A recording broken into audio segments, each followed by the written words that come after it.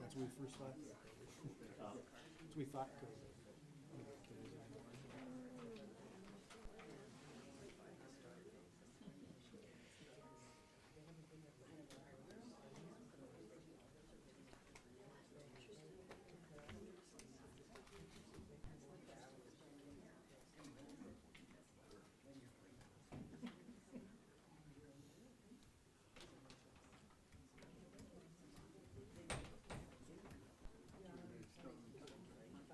Yep, all ready, whenever you are.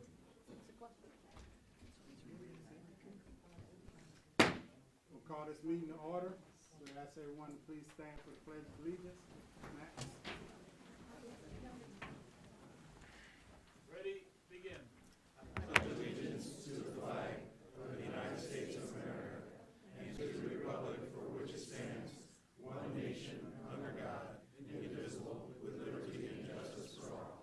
If you want to remain standing, we have Reverend Don Thursby from Little Church of the Desert by invitation.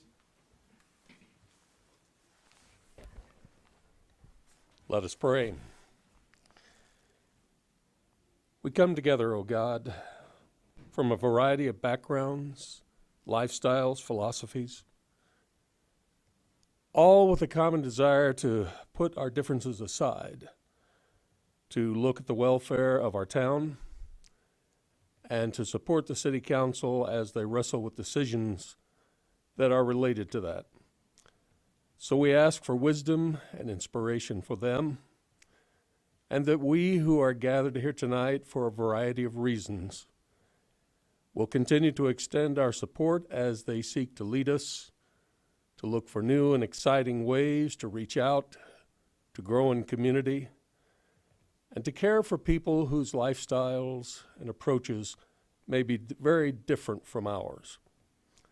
So bless this gathering now, we pray. Amen. Thank you. Roll call. Councilmember Klink, Here. Councilmember Mintz, Here. Councilmember Scott, Here. Mayor Pro Tem Bildering, Here. Mayor Wright, Here. all present. Closed session announcements, none. No changes to the agenda. Announcements. These proceedings may be viewed on demand on the City of 29 Palms website at www.29palms.org. You may also live stream this meeting by going on our website and clicking on the meeting agendas link. Awards, presentations, and appointments and proclamations. First, we have a proclamation recognizing February as Black History Month. I'll read it. The City of 29 Palms Proclamation recognizing February as Black History Month. Whereas during National Black History Month, we celebrate the legacy of Black Americans whose power to lead, to overcome, and to expand the meaning and practice of American democracy has helped our nation become a more fair and just society. Whereas the continued sacrifices of Black Americans need to be honored and recognized for their endless cultural, scientific, political, and economic contributions to the very foundation of American society that has manifested through the relentless strength and will to persevere regardless of the circumstances. Whereas Black American descendants are one of the longest consistent populations living in America, making Black Americans generationally one of the oldest genealogical populations on American soil after Native Americans. Black Americans have lived, toiled, and collectively strived for the betterment of America dating back to the 1500s when Africans arrived to Spanish Florida and 1600s when Africans arrived to English colonies of North America. Whereas Black Americans have contributed an unimaginable amount of wealth to the United States economy throughout American history while uncompensated and undercompensated, yet still willing to sacrifice everything to make America a better place. whereas Black Americans have survived, thrived, and risen to the highest ranks in all areas of American society, including within local, state, and federal governments, from the halls of integrated elementary schools to the halls of Congress. In addition, tens of millions of Black Americans throughout American history have served in all branches of the United States Armed Forces, defending the ideals of life, liberty, and the pursuit of justice for all. Now therefore be it resolved that the City Council of the City of 29 Palms does hereby proclaim February 2023 to be Black History Month and encourages all residents to observe this month, dated this 15th day of February 2023. And I would like to present this to the young lady sitting back there. I don't know your name. What's her name? Huh? Yeah. She's looking around. Like who, me?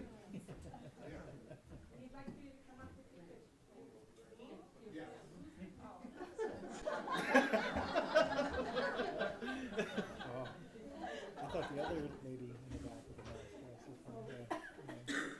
I want to present this to you. All right? Thank you. Yeah, thank you.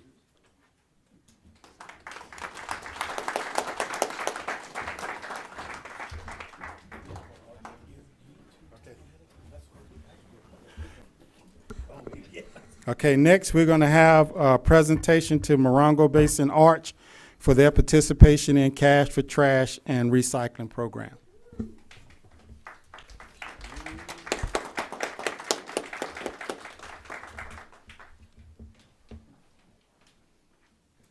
So before we go on to the normal stuff, can you please tell us where you cleaned and how much good you did for our city? We cleaned 3 lots, and it was very cold and windy, and we were constantly battling it. And yeah, I did quite a lot of the work, I'll be honest with you. But we do appreciate it. We did get a check earlier and for $300, so I know we're getting a second check. We definitely need the money. I'm going to talk to you later and explain to you again the situation that we're facing and how cold it is and how we're definitely trying to get people housed. Thank you. Thank you. Well, thank you for everything you've done besides just the cleanup, everything you also do with Morongo Basin Arch. So on behalf of Burtec, here's a envelope. I don't know how much is in there, but I'm pretty Okay. sure it's a smile on your face. And also from the city of 29 Palms, we also give you a check for everything Oh, well, you've thank done. you so much. Thank you so much. Picture? Move this out of the way.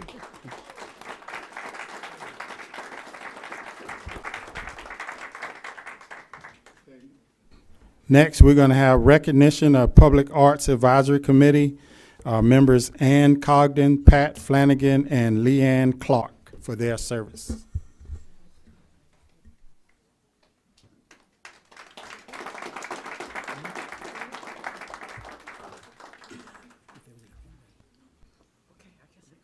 Okay, here we go. Face them right there. I'll read this off. Presented to Ann Congdon, Pat Flanagan, and LeeAnn Clarke in recognition of many years of valuable service to the Public Arts Advisory Committee and the City of 29 Palms. Your dedication and commitment have left a positive, permanent mark on the community. Thank you so much for everything you've done. Well, thank you for all the support you gave us. And Thank you so much, Ann. Wow. Thank you. LeeAnn, you guys want So, yeah, we to show your plaques and take? show our plaque, the front part. Yeah.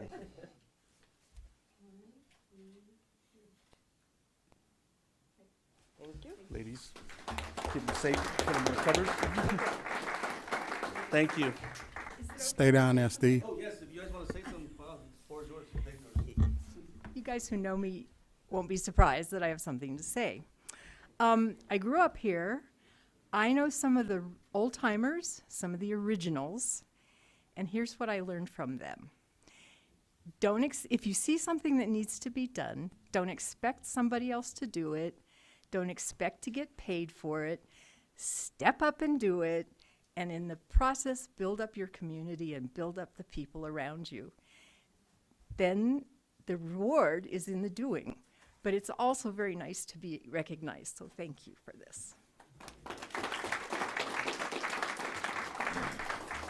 Okay, the next one, all the city council gonna go down and present this one.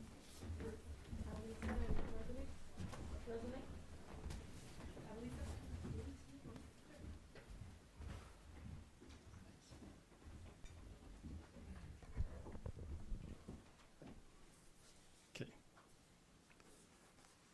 We're presenting this to Greg Mendoza's family for his service to the Planning Commission and all that he's done for the city. So we want to do it as a council. The City of 29 Palms posthumously recognizes Greg Mendoza for his outstanding contribution to the community in recognition of all his hard work, not only as a planning commissioner, but also serving on the board of the 29 Palms Historical Society, 29 Palms Artist Guide, Chamber of Commerce, and Economic Team 29. Your leadership has left a positive, permanent mark on the community. You will be missed. February 15th, 2023. Thank you, guys.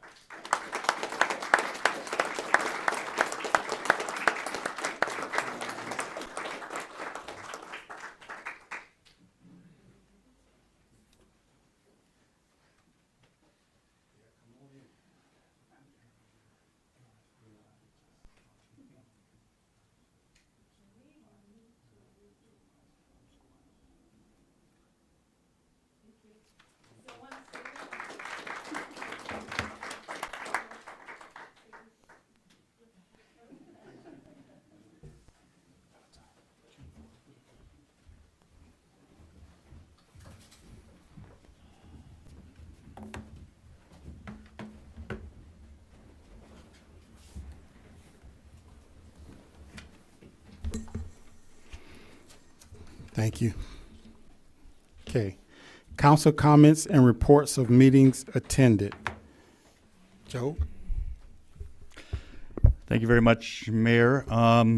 First off, we had ribbon cutting for the kitchen at Plaza, Freedom Plaza, and very well attended. And there was also a ribbon cutting at Rob Fleck's Edward Jones, that's right next to my business on the highway. Glad to have him there. And also birthday wishes for February for everybody in the Basin, and especially 29 Palms that's celebrating a birthday. And there was one here on the council that had a birthday that I didn't know about, that I would have probably done earlier, but you know me as a singing mayor, has to sing and everybody has to join in now. So it was Octavius's birthday. And Ready? yours as well. Oh, we don't worry about that.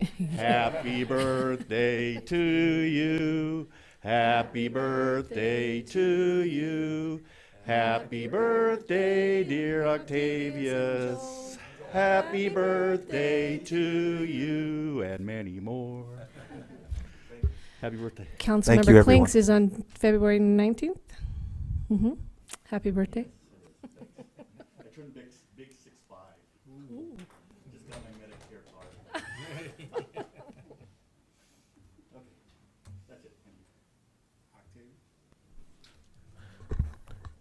I went to the 2 ribbon cuttings at the Freedom Plaza as well as Edward Jones, and I participated in the academy for new council members and mayors with the California League of Cities in Sacramento.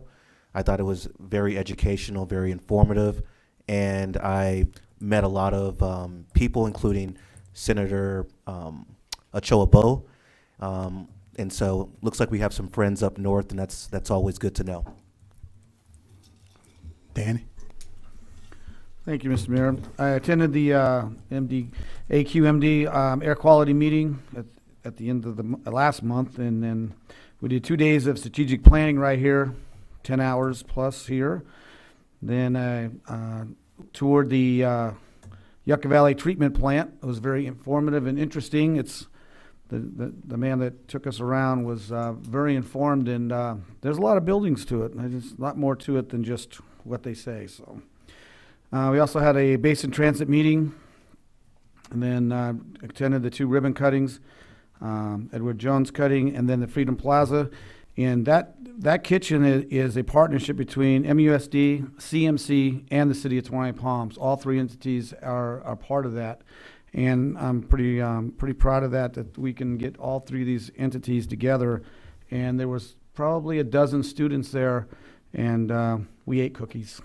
So, but when I heard from the school, I guess some of them bring when they cook, they just bring it to back to the school and feed some of the staff. So they got steak.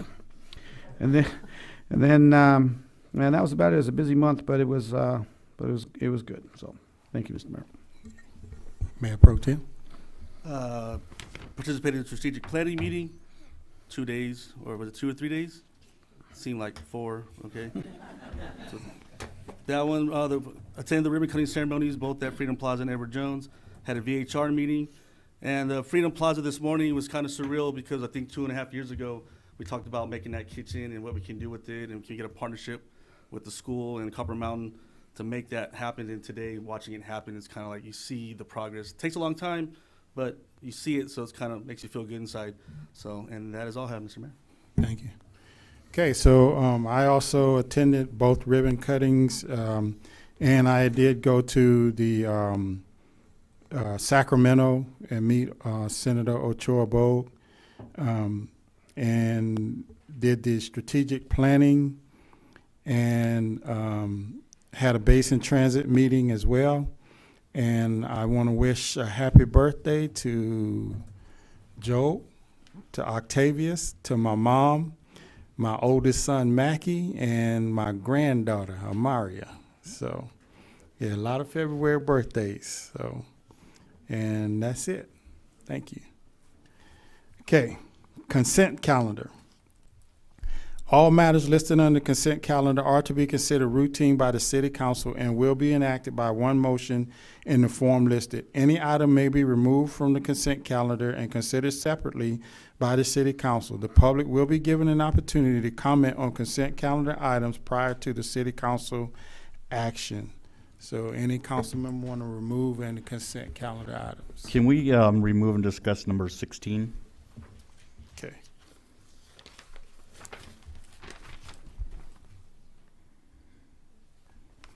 Anyone else? Okay, anybody from the public want to comment on consent calendar items? Okay, bring it back to council. I'll move the consent calendar except for number 16, and I'll abstain from number 10. It has to do with Project Phoenix warrant register. Second. Okay, roll call. Councilmember Scott, Aye. Councilmember Klink, Aye. Councilmember Mintz, Aye. Mayor Pro Tem Bildery, Aye. Mayor Wright. Aye. Approved 5-0. Okay, item 16. Yeah, thank you. Let me give a staff report first. Well, I was just wondering about the one where some of the employees don't get that Thanksgiving holiday after Thanksgiving when they used to, and now it's all of a sudden taken away. And also, we are they added a couple of new ones, which is fine. However, I think that maybe the Cesar Chavez should be changed to birthday holidays where everybody gets their birthday off instead of the one day. Let's celebrate life. Let's celebrate our employees' lives by giving them their birthday off as a holiday. Just a suggestion. Yeah, just to give a kind of a background to this. So right after President Biden took office, one of his first actions was creating Juneteenth as a federal holiday. That in itself doesn't add a holiday to our schedule. So this past October, what the city did is we pulled all the different departments together, one member of each department, to kind of talk about the holiday schedule. Juneteenth, obviously the primary one.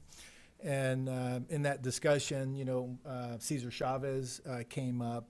But so at the end of the day, what ended up happening is adding two, which was Juneteenth, Cesar Chavez Day, subtracting Columbus Day. So currently the city, so to the other question, the other point, currently the city has 13 holidays and 12. 13 is for the 5-day work week employees. 12 is for the 410 employees. In comparison, when we looked at comparables, mainly the county of San Bernardino, the town of Yucca Valley, they have 14 holidays. So by adding basically plus one, because again, we added 2, at least as recommended, added 2, subtracted 1. So we'll go to 14 and 13. Again, we were 13 and 12. Now we'll be 14 and 13. Why the difference between 14 and 13 is the 410 employees work Monday through Thursday. Thanksgiving is obviously a holiday. The day after Thanksgiving, which is a Friday, is not a holiday. But traditionally, what employers do is give the day off because people travel and what have you. But 410 employees don't work Friday, so that's why there was a difference. But anyway, that's the staff report, and be happy to answer any questions. So when was it taken off? Because I know that the 410s, they always had Thanksgiving Day and the day after. So about 6 years ago. Because They don't work they're Fridays. 40 and 40? Yeah, because the day after Thanksgiving is a Friday. So that was the impetus of it. And this came from staff, right? I mean, from not staff, but from the employees. That was what they would prefer to have, those 2 holidays. Yeah, not the Friday Thanksgiving, but Right, yeah, but those correct. 2 holidays.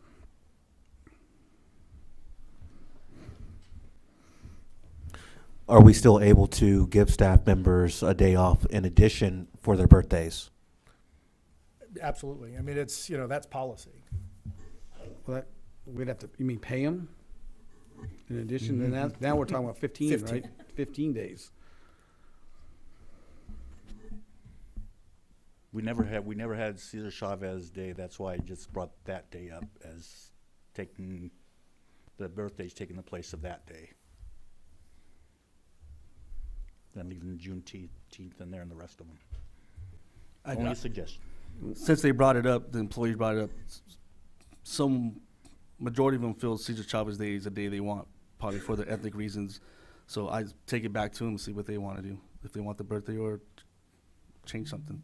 I think it's their time off. It's their so just let them figure it out, because they brought Cesar Chavez up for a reason. So to take it away without, I don't think it's. So policy direction would be the 14 days, but just kick it back to staff to kind of work through that. Yeah, we're good with the Juneteenth and instead of Columbus Day, and let's just kick it back to employees if they want to do Cesar Chavez or their birthday. I mean, it's going to be the same thing. So. Yeah. So majority, basically, whatever the majority wants, kind of go with it. Yeah, that's fine. Yeah. And as far as the Thanksgiving, is there any policy direction on that? Well, can you explain what 6 years ago we did that money? Yeah, so there was another piece of impetus there, right, which was, and I actually got the numbers today on it. The medical contribution at that time was $500 for medical across the board. So if you were single, plus one, or family, it was $500. And in that discussion, along with the Fridays that the 410s don't work, was how do we kind of create some funds to be able to pay for the medical. We continued to do that, and actually I have it here. We have been very supportive of the employee base. So as I mentioned, it was $500 at that time. Today it's single at $755, plus one is $1,055, and family it's $1,298. So we took that originally, which was $500 contributing to medical across the board, and now we've brought it to those numbers. That was part of the conversation, as it relates to how do we create some funds to be able to do that. But in addition to that, 410s don't work Friday, so that was the other kind of conversation there too. So was that just for a 1 year, or I thought we said we'd bring that back? We can. I mean, it's, you know, it wasn't for just 1 year. They get that per month, the increase, the 750, the 1,000 and the Medical. 1,200, that's per month they get that instead of, I mean, that, it's obviously equates a lot more for the medical than it would be if they paid them for just 1 day. Cause they only get 1 day, it'd be what, $150, $200? Now they get that every single month. Well, it'd be $1,200 just for the $1,250, it'd be almost $1,400 for the single. Cause it went from 5 to 750, that's 250, actually it's more than that. That's just for the single, yeah. That's what am I gonna say, $3,000 more. I know, I just thought that we were gonna bring that Thanksgiving Day after Thanksgiving back and pay for a vacation. Now you're saying that it's gonna continue this way forever. Oh, I didn't say that. I'm just saying I'm just trying to recall when we came to that this 6 years ago. That's what Yeah. they were getting the employees got a much better deal getting their insurance increased because if they don't take it, they still get that money put in the bank. They still get the money. So Okay. Then we'll just leave it that way and then just see what about Cesar Chavez and the birthdays. Yeah, so again, 14 holidays, 14 and 13, I'll bring it back to the employee group that we have. They'll vet it through their memberships, then whatever the majority is. Either one or the other. So what we gotta do with that one? You know, approve the resolution because it's going to go into the employee handbook. So that is. Yeah. So I think as the record stands, we'll adjust the resolution to what was presented as 14 holidays, and then kind of strike the actual physical day. So as amended. So that resolution as amended, 14 days, strike the actual physical days. Okay. So, looking for a motion. So we make a motion that we approve the holiday closure schedule pending As amended, which was. as amended. I'll second. And resolution Oh, number. what resolution number?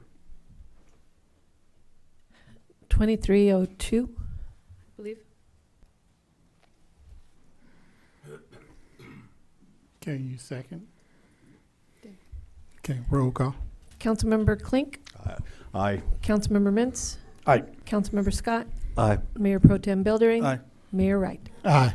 Approved 5-0. Okay. All right, public hearing. Open up public hearing for number 18, appeal of VHR 22-195. And Mr. Mayor, Community Development Director Keith Gardner will be leading this staff report. Yeah, good evening, everyone. I apologize if you can't hear me that well. I'm speaking as loud as I can right now. So appeal number 22-00002 is an appeal of a vacational rental application VHR 22195. The location is 68467 Sullivan Road. The appellants are Catherine Talley Jones, Dennis and Gail Corsini, John Wall. The applicant of the VHR itself is Josh and Jody Siegel. Next slide. The land use designation is rural living. The property size is 2.4 acres. This is pre-existing. The structure is 3-bedroom, 2,098 square feet, single-family residence with an 868 square foot garage and a 2-bedroom, 752 square foot accessory dwelling unit. The appellant has cited the following reasons as basis for the appeal. One, that the structure has never been used as a dwelling and has gone straight from construction to VHR.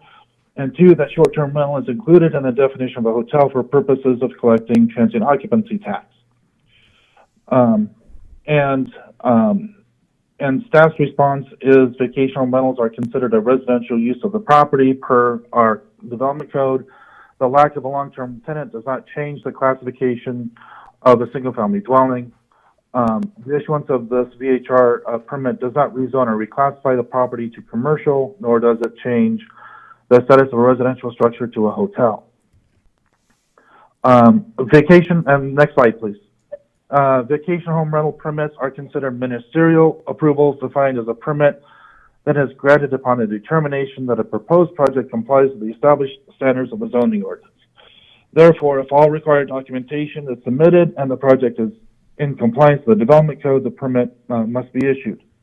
All required documents for the VHR application have been submitted, and I believe the structure has passed its final building inspection, but I'm not 100% sure on that one. Next, this is your location. The green outline of the property is where the property is located. It is south of Sullivan and west of Montana. And as you can see here, there are other large lot residential properties nearby, many of whom are either long-term rentals or VHR's permits themselves. Next slide, we've got a few slides here, a couple of slides of photos, and I'll skim through this fairly quickly. And I believe the city council has reviewed this before. We have the plans for the primary residence and the accessory dwelling units. And as a little bit of background, the project was heard, the appeal was heard before the Planning Commission on November 16th, which denied the appeal and approved and recommended approval of the vacation home rental. Subsequently, it was appealed, and that decision was appealed to the City Council, which then heard the appeal on January the 10th, 2023, and was continued off calendar. And then the final slide is that the City Council conduct a public hearing, consider public comment, deny the appeal, and allow staff to continue processing the vacation home rental application. And that concludes staff's presentation. Thank you, Keith. Any questions for staff? Okay, open it up to the public.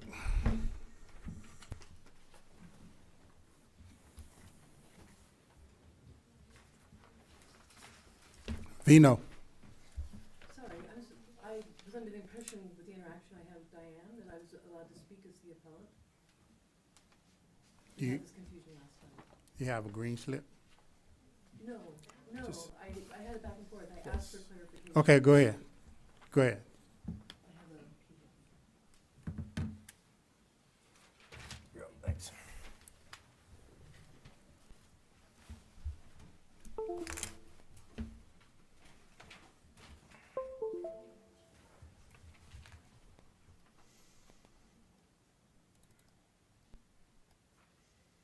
Yes, thank you.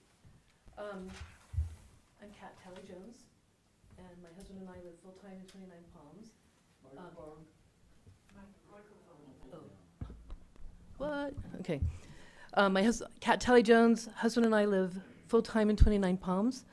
I'd like to thank our 29 Palms neighbors for support and thank the City Council for this opportunity to explain why we believe 68467 Sullivan should not be granted the STR permit.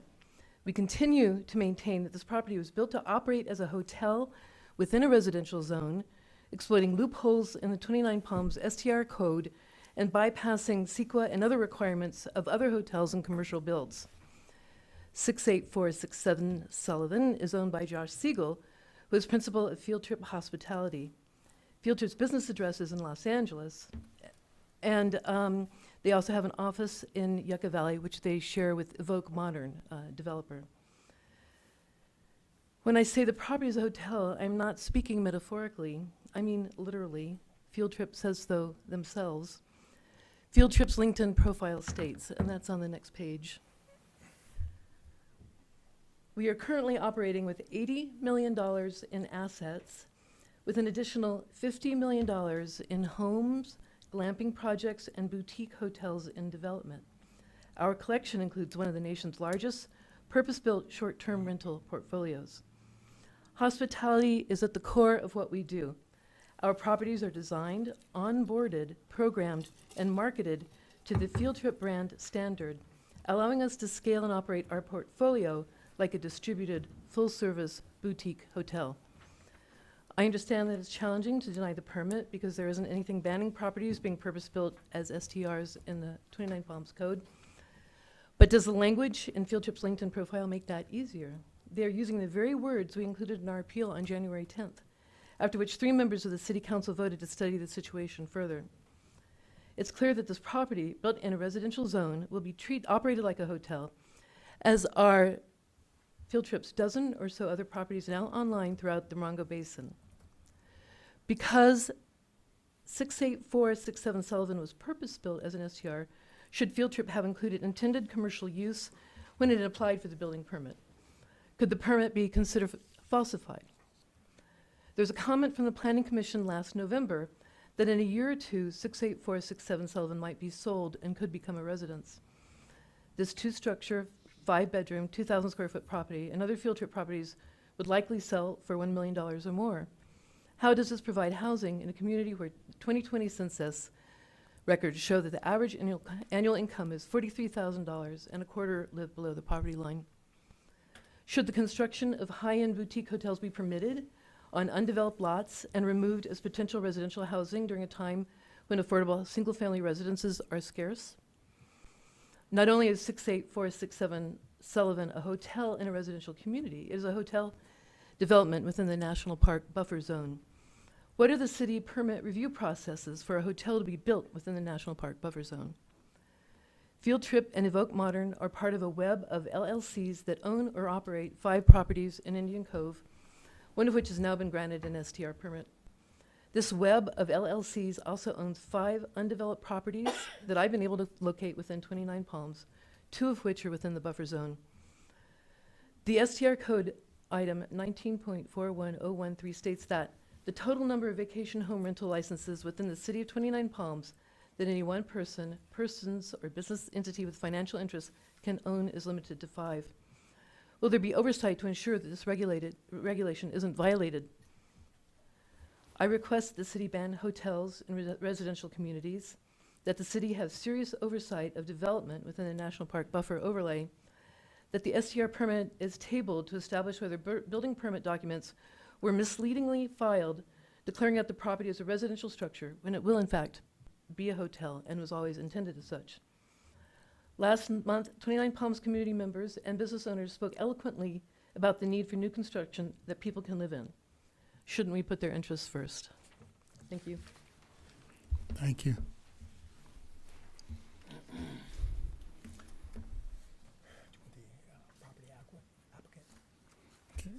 Property applicant want to speak?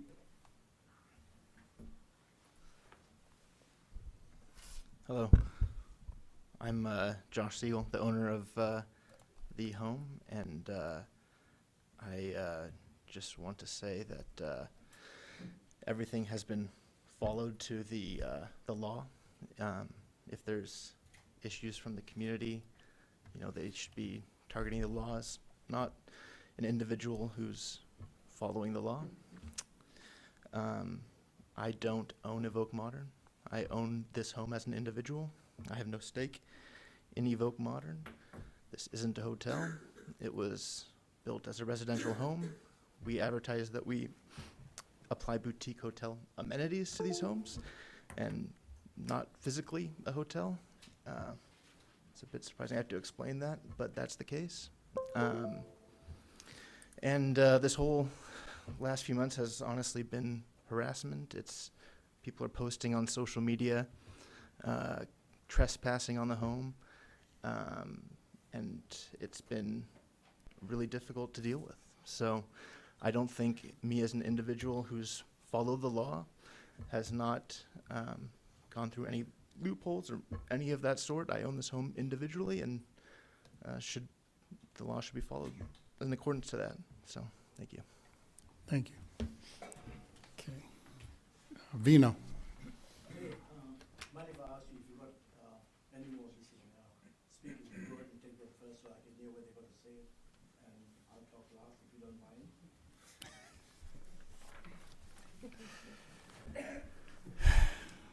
John Talley. Thank you, Mayor.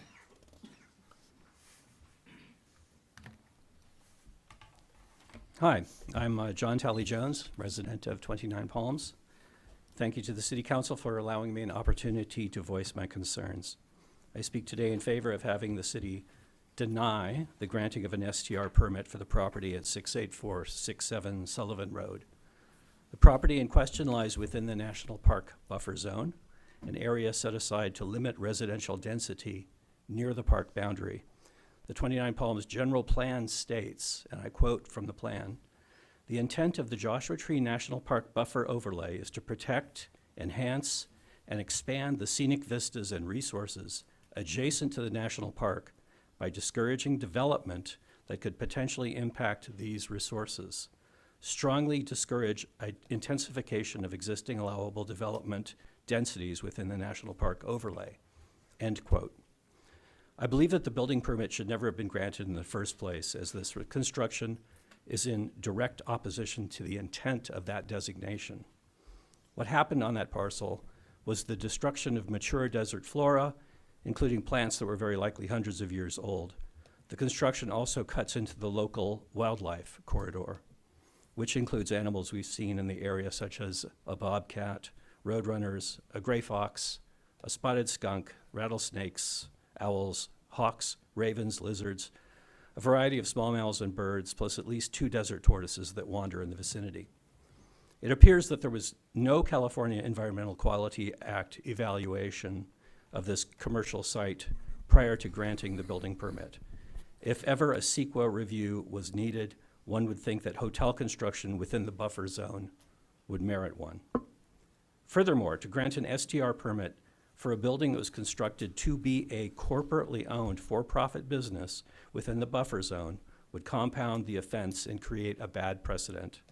Allowing the license to go forward states that it is now okay for hospitality businesses to build and profit commercially within the national park buffer zone.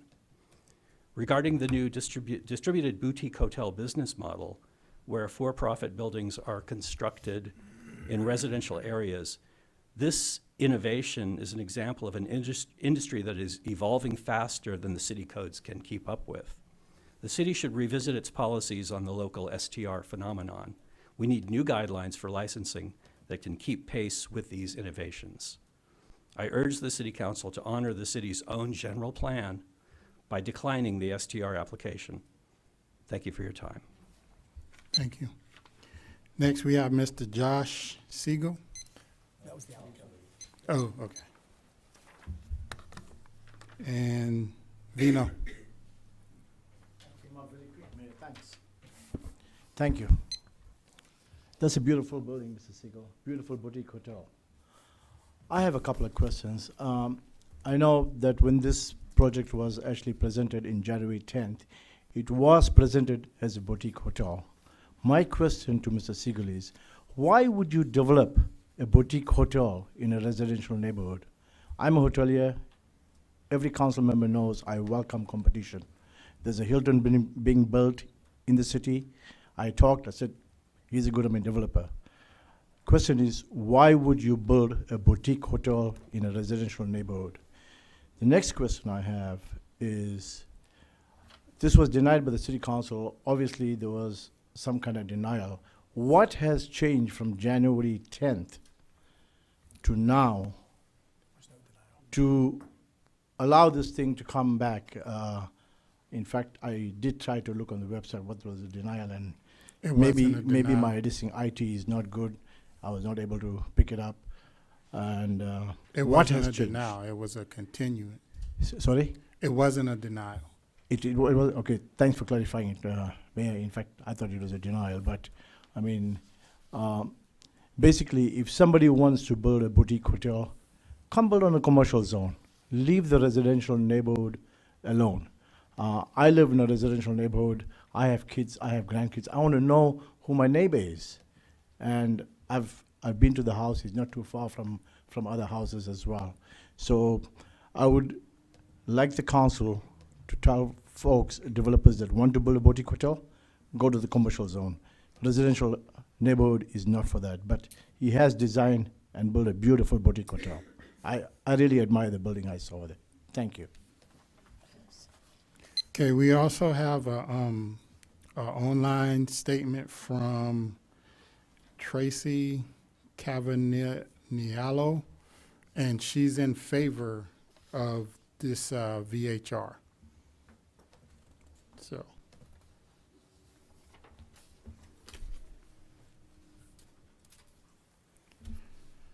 Okay, I don't have no more green slips. I'm gonna bring it back. Close public hearing, bring it back to the council for statements, questions, comments, motion.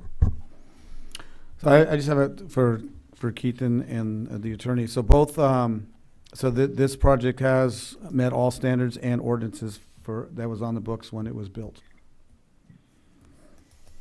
That is correct, yes. Is that correct? Okay, thank you. Yeah, words matter. And as I look at the audience and I see the wordplay that's being going on between people, some people are calling it boutique hotel, some are calling it a home. I guess I have questions for Mr. Siegel. Do you advertise this property? Because you say that you own this property individually. So I'd like to know where you advertise it, and if you advertise it with along with your LLCs. Sorry, do you mind clarifying the last part when you said, do I advertise it as the LLCs? Yeah, so you have these LLCs, I guess Field Trip or Evoke Modern, and these are corporations, right? And so I want to know, do you advertise this property that you say that you own legally, I mean not individually, do you advertise that along with those other properties? Because that matters. So I think, yeah, to understand the situation better, there's me, the property owner. There's Field Trip, which is also I'm an owner in. Field Trip simply manages that home along with a lot of other homes. Okay, thank you. Yeah.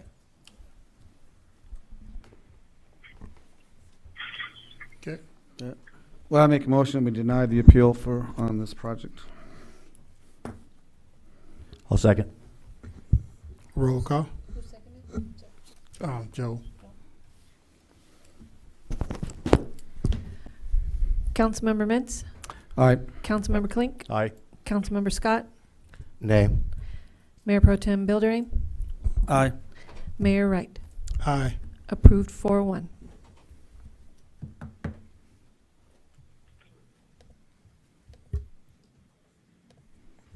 Okay. Back to public hearing. Public hearing on the issuance of tax-exempt bonds for 29 Palms Apartments and resolution approving the issuance of bonds. Yeah, thank you, Mr. Mayor, members of the council. Recommendation from staff is conduct a Tax Equity and Fiscal Responsibility Act, TEFRA, hearing in consideration of the issuance of tax-exempt bond financing by the California State Communities Development Authority for the benefit of HPD 29 Palms 2 Limited Partnership, to provide financing for the acquisition, rehabilitation, improvements, and equipping of a 48-unit multi-family rental housing project, generally known as 29 Palms Apartments. Also, second recommendation is to adopt a resolution approving the issuance of bonds by the California State Communities Development Authority not to exceed $9 million for the benefit of HPD 29 Palms, to provide financing for the acquisition, rehabilitation, improvement, and equipping of the 48-unit multi-family rental housing project, generally known as 29 Palms Housing. Just by a little bit of background and just for the council's knowledge, in case you have some questions, there is a representative from Highland Properties, Paul Paterno. I can remember his name because I think people are thinking of Joe Paterno. Paul Paterno. Just a little bit of background. This is a routine action. This is a routine action that is required from TEFRA. The city does not assume any responsibility for financing This is a federal tax law mandate, this public hearing to inform the public of that, because there's tax exempt bonds associated with their financing. So that is the staff report, and I'd be happy to answer any questions. Any Or the questions? applicant. Any questions for council? All right. Open up to the public. Got no green slips? Oh. City Oh, manager yeah, and the that's developer. Would you be able to give us the breakdown of the 48 units? Whether it's going to be a one-bedroom or two-bedroom? Yes, hi, I'm Paul Paterno. I'm with Welcome, ownership. Yeah, if you can go to the, Okay, sure. The property is it's an existing affordable property. It was built in 1981. It's 20 one-bedroom units, 22 bedroom units, and 8 three-bedroom units. It's been an existing an affordable property since it was built in 1981. And the proposal is for us to renovate it. It will look like new, and it will not affect the residents' rent payment at all. Thanks. In fact, I thought you guys were going to build it, so it's just a renovation cost. Yes. Thank you. Thank you. All right. Close public hearing, bring back to the council. no, it's on back. Looking for a motion. Well, I'll make a motion that we, issuance of the tax exempt bonds for the 29 Palms Apartments and resolution approving the issuance of those bonds. Second. Roll call. Councilmember Scott, Aye. Councilmember Mintz, Aye. Councilmember Klink, Aye. Mayor Pro Tem Buildering, Aye. Mayor Wright. Aye. Approved 5-0. Thank you. All right, discussion of potential action items. Mission statement of the Public Arts Advisory Committee. Thank you, Mr. Mayor. Community Development, Keith Gardner will be presenting this staff report. Keith? Yes, thank you. So again, I'll speak as loudly as I can here. We have some new members who have recently joined the PAAC, and the desire of the PAAC as it with its new members is to be a much more active member of the arts community, and so they've worked on a revision to their administrative functions and to their mission. In short, the proposed mission statement makes the following changes to the PAAC's organization. Number one, a membership will be established at 5 mandatory members with a possible expansion to 7. The majority of the members would be citizens of the city, with non-resident membership limited to a minority of those appointed. Number 3, terms of 4 years are established with no limitations on the number of terms. This is new for the PAAC. Previously, the PAAC did not have terms.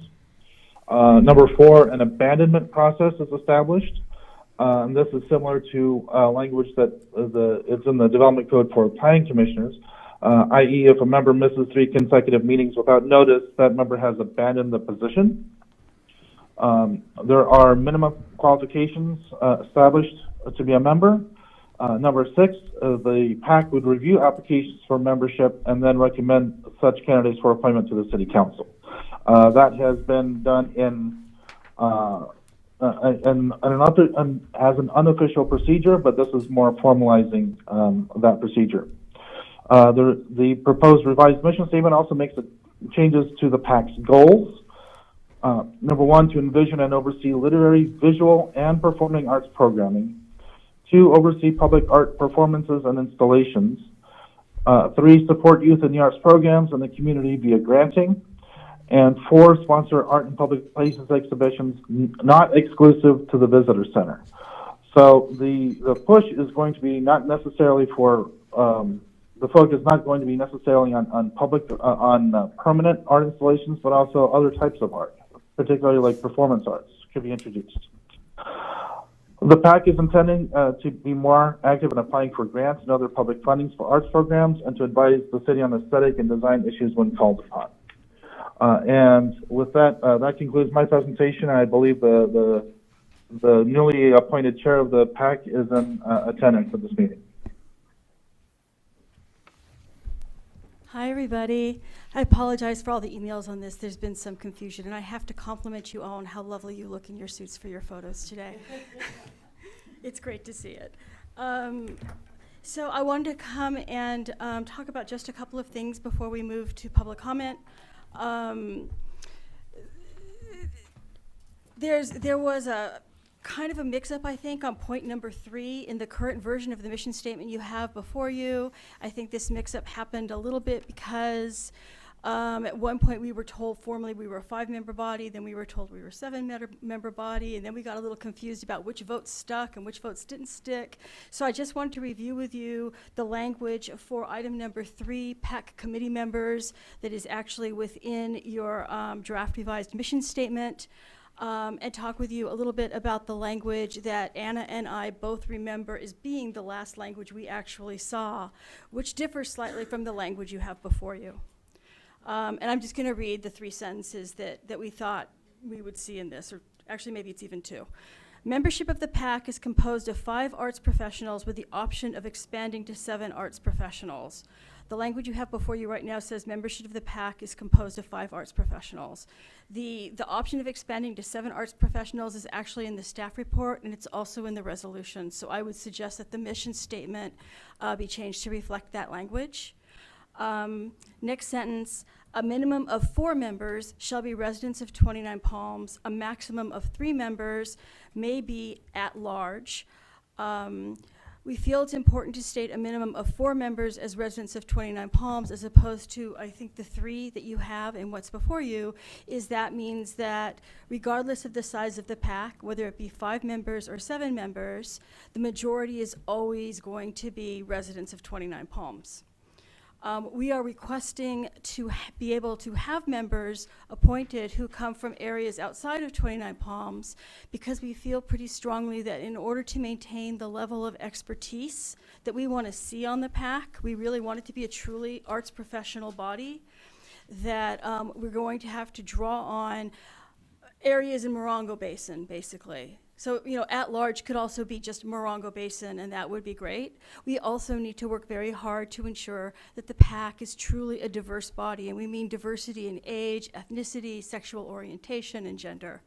And that's been a challenge for the PAC in the past. So we feel if we can draw on the Morongo Basin as a whole for our membership, or a minority of our members, we might be able to better achieve that diversity. So that's it for recommended changes to the document that you actually have before you. I just also want to clarify one other part of this, or 2 other parts of this statement. Under item 4, number 2,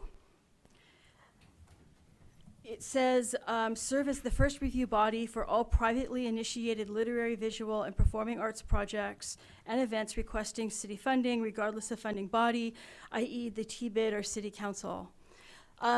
This is not meant to usurp anybody's authority to fund anything. The idea behind this clause was to basically say, we, the PAC, working to create this body of professionals, have a great deal of expertise in arts and event organization, funding, and producing, and we want the city to rely on us when they receive an application for an arts event or for a large event, to be able to look at that and say, yeah, hey, that budget looks great, you should go ahead and consider this event, or to say, yeah, we don't think they ticked everything off here, they don't have enough money in this budget to do what they're thinking, and we think you should really ask them some questions. Because I have personally 20 years of event production experience, and other members of the PAC that we're hoping to appoint also have a lot of experience in this area, whereas in some of these bodies there isn't as much experience. So we just want you to rely on us so that we can give you that advice. And that's what that number 2 clause is about.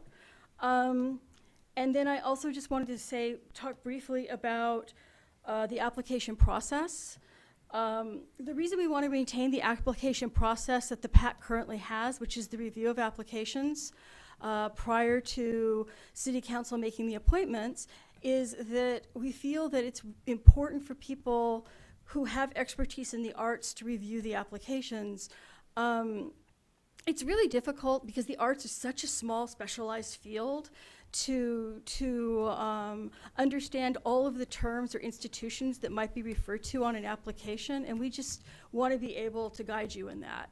And so in the current process, we review the applications, we send them on to you. You have the ability to accept them, reject them, pull all the applications that we made the recommendations from, and make other decisions. So you still have quite a lot of latitude, and we think that's a pretty great balance. And that's all I have on this right now. And of course, I'm open to further questions if they come up during discussion. Thank you, guys. Thank you. Okay, I don't have any green slips, or do I? All right. Well, you got questions? I had a couple questions, yes. Come on back up. When you use the term composed of 5 art professionals, are you talking about they have to be certified, like, well, I don't, you have to explain this, professionals, to me. I mean, just a homegrown, someone who's taught themselves in art and then applied for this, would they still be eligible for this, or? We're just asking for people, basically, we define it here, and actually this definition is listed, was picked up from a 2009 version of the PAAC that was proposed to council by Chuck Kaplinger. And so we just lifted his definition of art professional and reused it. So I'll just read the language here, and then I can go into further detail. Professional shall be defined as having a minimum of 5 years' experience in the field as demonstrated by activities listed on a resume. Arts professionals are defined, or this says CV, but resume. Arts professionals as defined by, arts professionals are defined as curators, visual and performing artists, writers, poets, architects, art critics, historians and educators, leaders of arts and nonprofit organizations, and other persons with arts backgrounds respected in their fields. So for instance, if someone's homegrown, they've been making work, they have respect in the community, they've been working for a while, then sure, they would definitely be considered. We're kind of trying to get a little extra, like, do they also have organizational experience? Have they ever produced an event?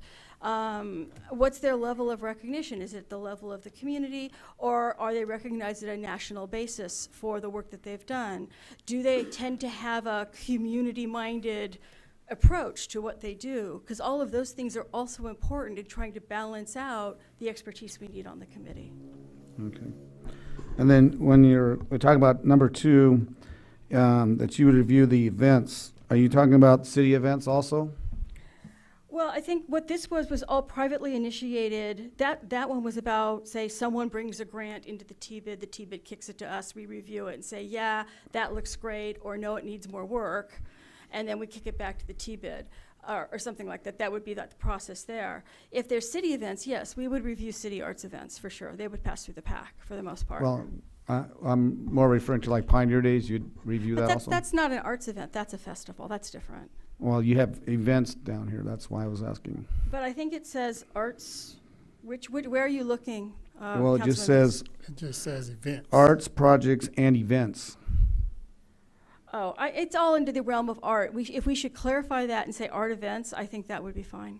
We're not meant to, God forbid, we're a small volunteer committee. If we review every single thing the city does, we won't have time to get anything else done. And you have to remember, our reason for doing this and trying to evolve the PAAC at this level is there's a $100,000 grant that we can bring to our city. It's actually targeted at cities like ours. And a lot of this work is putting us in a position to be able to go out and get that grant in by May 1st. Hopefully, we have appointments that will come before you and be approved quickly so that we can work together as a body and do what we need to do to apply to the Creative Corps grant and bring $100,000 into our community. That's the big goal right now. And that grant is due May 1st. And that's what we're trying to build, the ability to do that. Thank you. Thank you. Any more questions? In a minute. You could probably answer from there, Cindy. Number 5 says the minimum qualifications are established to be a member. So being an arts professional is the minimum requirement? I'm just making sure. Professional, I mean, but arts professional, in the arts, the word art professional just basically means that someone is professionally working in the realm of the arts. Right. It's not like someone stamps you. You are now, it's not like being a lawyer. There's no bar. Just a common sense approach to. Yeah, it's a common sense approach, that's all. Got you. Okay, go ahead, Anna.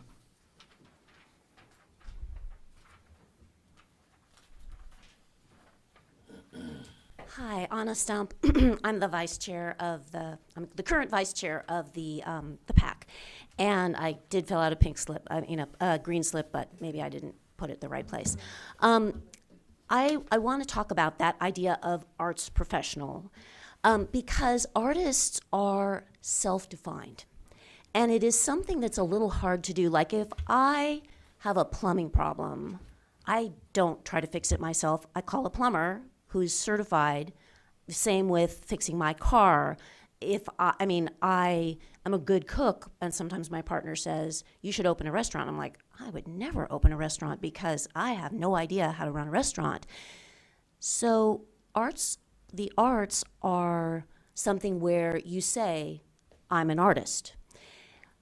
We are trying to look for people who have more of a broader understanding of arts. So it is not just I'm a painter or I dance. We are looking for people who are going to be able to bring, as Cindy said, yeah, exactly, skills, administration skills, understanding of all of the money that's involved in producing arts events and the money that could be brought in. So it's a hard thing. We don't want to say, oh, you have to have an undergraduate degree in art or an MFA in art, or you have to, you do have to have a minimum number of years that you should have worked in art.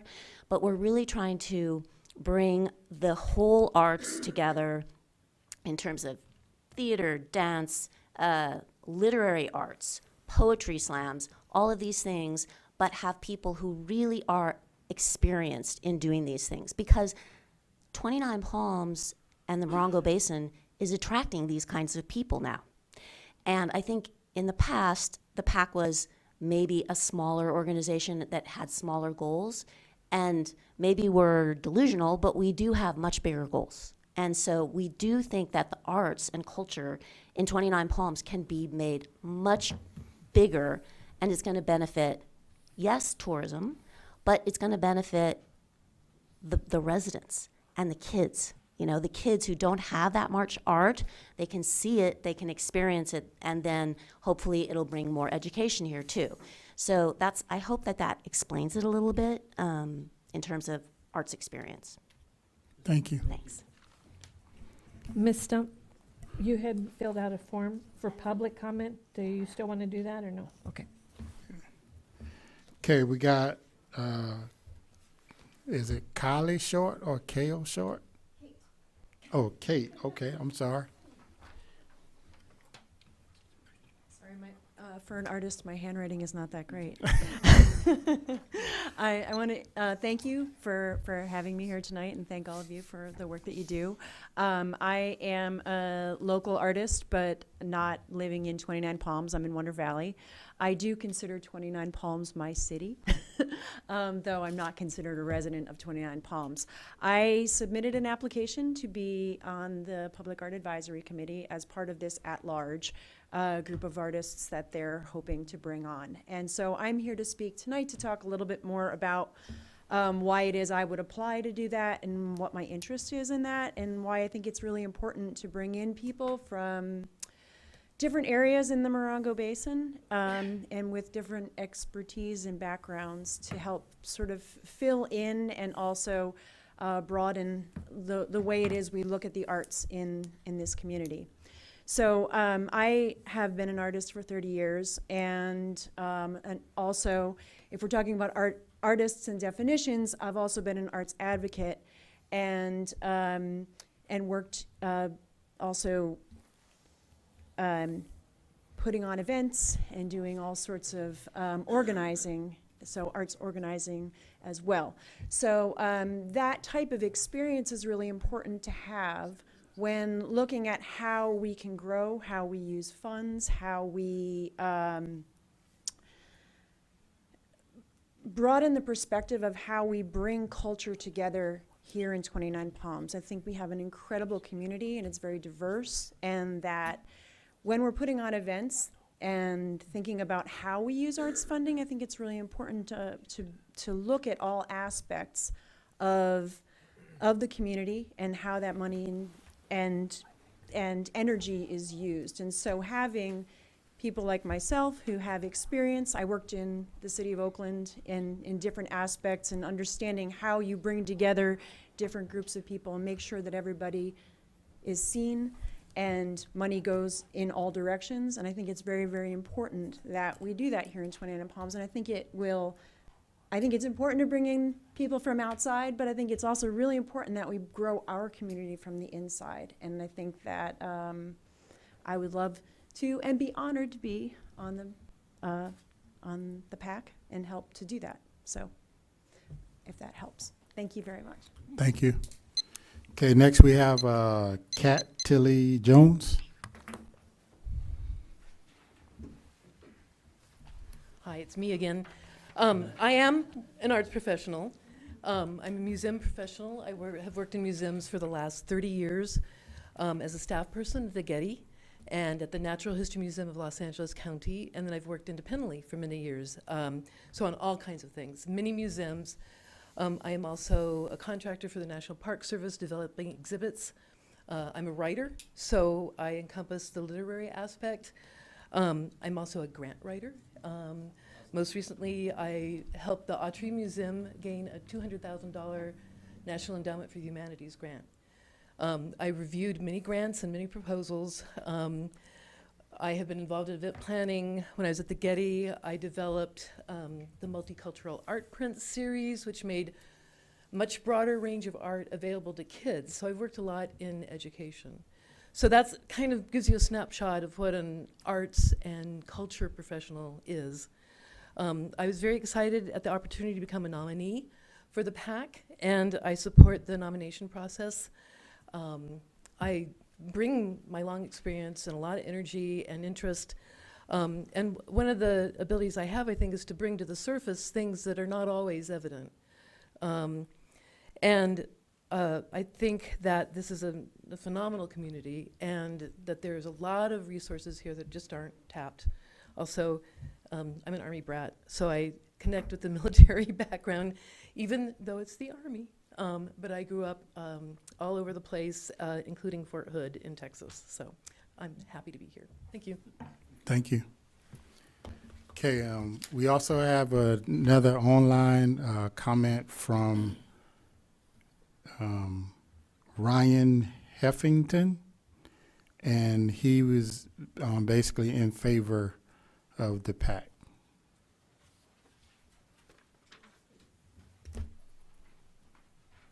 Okay, I don't have no more green slips. Oh, go ahead.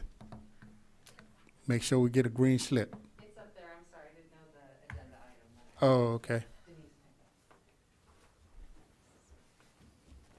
Thank you for letting me speak. I'm Denise Tangway, and I'm a 29 Palms resident. I have lived here over 5 years. I'm a homeowner. My son just graduated from 29 Palms High School, and he was in the band program, which was amazing.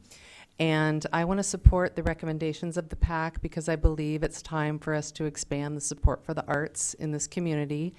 It's a great community for artists. We do have the 29 Palms Art Gallery, which is fantastic. We have the Visitor Center, and I've been involved in showing art there over the years. And it's a very welcoming community.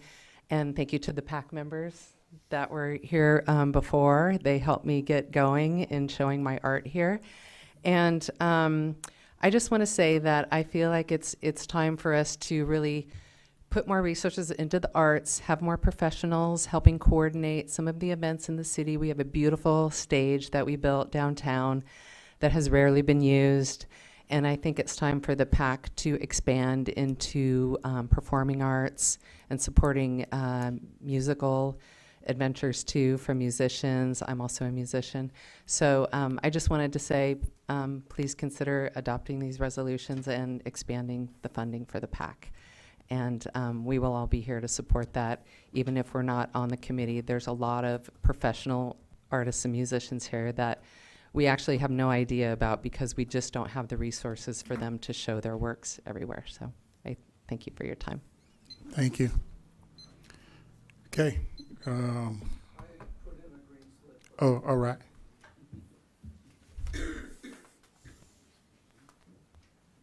Hi, my name's Ted Meyer. I've been up here about 4 years. I'm in the mayor's district. I just want to talk about having professional artists on the PAAC. I've been a curator, artist, I've run art events, and you've all heard the expression organizing artists or art events is like herding cats. And if you don't have people that know what's going on with art, how to insure it, how to move it, how to make sure it doesn't get damaged, making sure people get their deadlines, your event is not going to happen. And that's the advantage of having people that have been in this community, in the art community before, working toward a goal that's stated and making sure that everybody knows what's going on, what all the responsibilities are. And I'd just like to tell one story because yesterday I got an email from a 14-year-old who had found my work online and wrote me she's doing a report on my work. And I think it's important because the kids in this town, there's not a whole lot to do, and any art that can be done or grants that can be written for kids' art. Because when I was a little kid, I lived outside New York, and I went to see the painting Guernica when I was still at the Museum of Modern Art.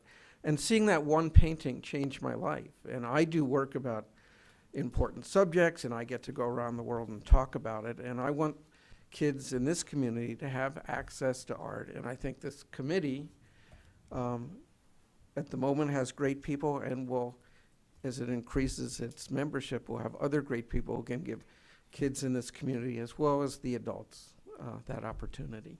Thank you. Thank you. Anybody else? Okay, bring it back to the council. Somebody else? Nope. Okay. Bring it back to the council for discussion.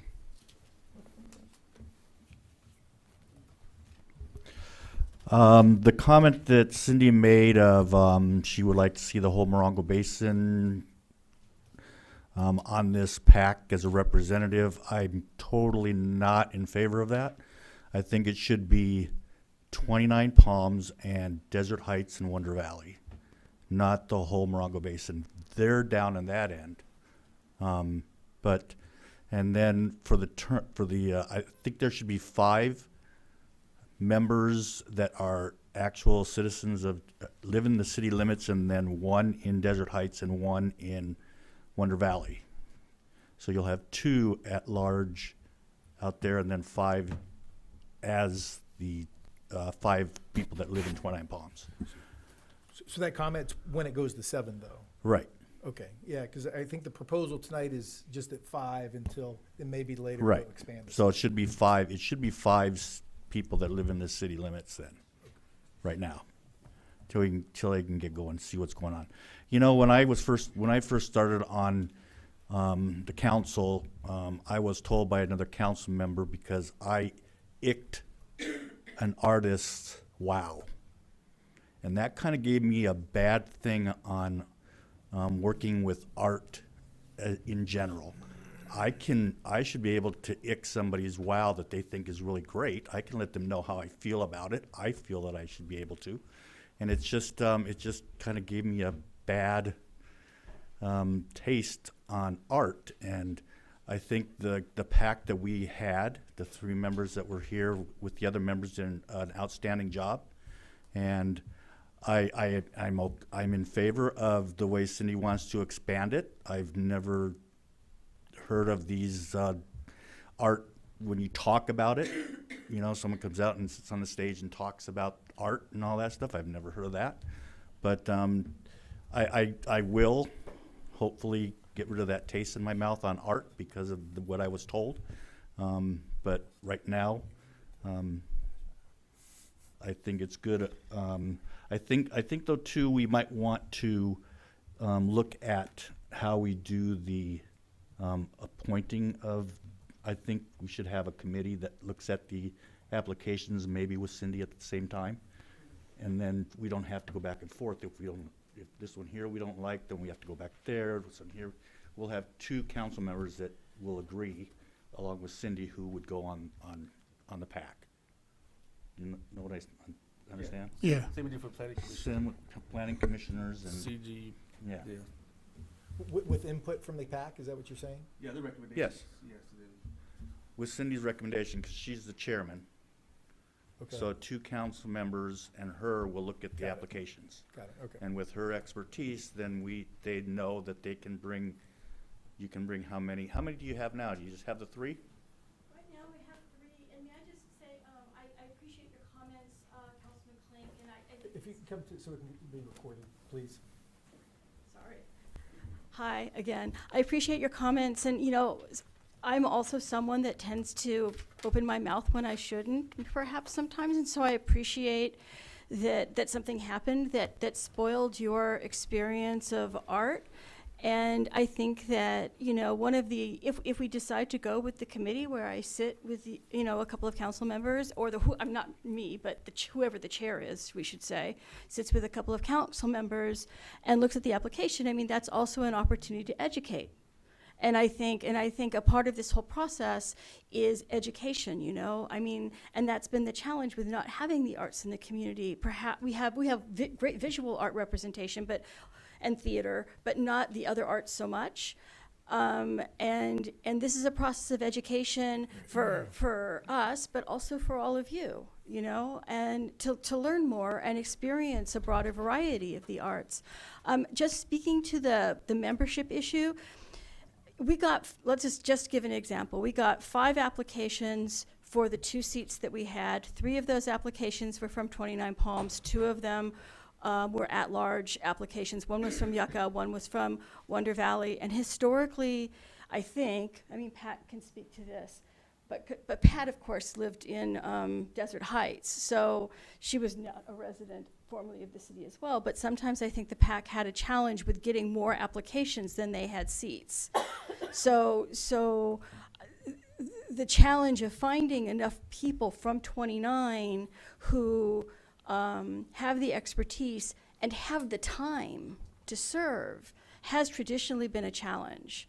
So I think I appreciate 5 members being residents, but if there's a way to see forward to 4, it gives us a little bit more flexibility, just in case. That's all. Our intention is always to present I mean, our intention would always be residents first if we have the applications. Yeah, I think it would be a good idea.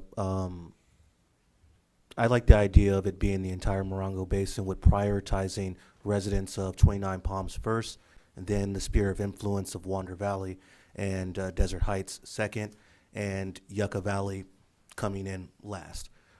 Just so if we can't find applicants, we might have to. Certainly, I think Joshua Tree, I mean, is connected to 29 Palms. I mean, a lot of our residents go to the college in Joshua Tree. Our sheriff department is located in Joshua Tree. So I mean, I would want to keep it a little bit open, but prioritize residents of 29 Palms and then the sphere of influence. Well, that wouldn't go with the way we do the other commissions. So the way I don't mind reducing it to 20, the actual residents down to 4, but also they can include the sphere of influence would be Desert Heights and Wonder Valley. I am not in favor of the entire Morongo Basin. Just from the comment, grow from within, getting people to do it within the community, they'd be more community minded. And I think there was already 5 people that spoke tonight that are from 29 Palms, are in the influence right now that's here tonight. So. The other thing that I have concerns with is that the review of the itinerary, that if they only meet, if this committee only meets once in a while, and this was something that needs to be done, it just, I don't know how that's gonna logistically work. Having them have to review it first and then come to us for their funds to request. So I have a little bit of, I have a little apprehension about that one. And if I could just add, just to put some context to it, when we say sphere, so sphere is defined through a LAFCO process, and it's not all of Wonder Valley. So just so the council is aware of that. So it's the outer skirts of 29 Palms, but doesn't encompass the entire, all of Wonder Valley. So Desert Heights, by way of example, is all in our sphere, but Wonder Valley is not, so. Yeah, I think it goes a little bit past the airport, maybe. Could be, yeah, not exactly, but it's not all of it. It's not all of Wonder Valley, so, just for context. Mayor Pro Tem. I agree with Danny on that one. I can go 4-1, Desert Heights, Wonder Valley for now, and if we get bigger to 7, then maybe open it up. I don't want to say Wonder Valley, 1 for Wonder Valley, 1 for Desert Heights, because if no one applies, then they go 0. So just keep it open, because maybe you get no one from Desert Heights and 2 from Wonder Valley, so that would fill those 2 open sphere roles. So let's just get started 4-1, and then if we go to 7, they can go to 5-2. Come back up. I think one of the challenges that's before the PAC, and I think I can't remember, I know I wrote you all earlier, but I can't remember now what I said. So I'm just going to repeat it just in case.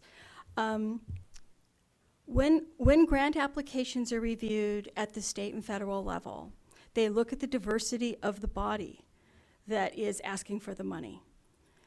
And one of the reasons we feel we need to expand and ask for applications from the Morongo Basin is in order to have sufficient diversity, ethnic diversity, if I'm going to be specific about it, on our committee.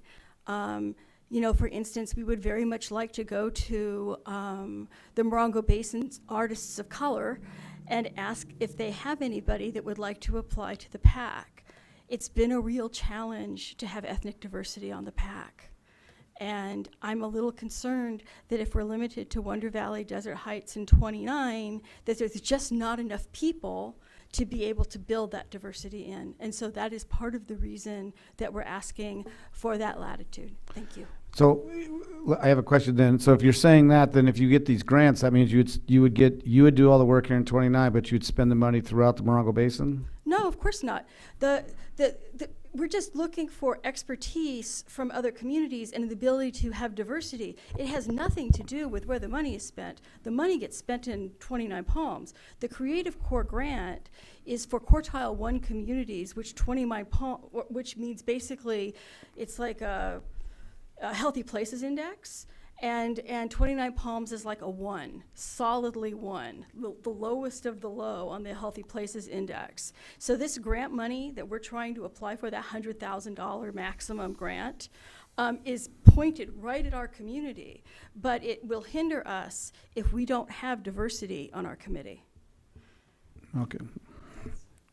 Yeah, in my experience of not writing grants, but submitting grants, I would agree. We always we always made sure our staff was diverse because we do put that information on the grant application.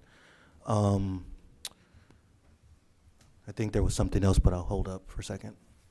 Okay, so I agree with Danny and Joel and Steve that it should be 4-1 and in the sphere of 29 Desert Heights and Wonder Valley, because I believe that there are minorities in this community that are in arts.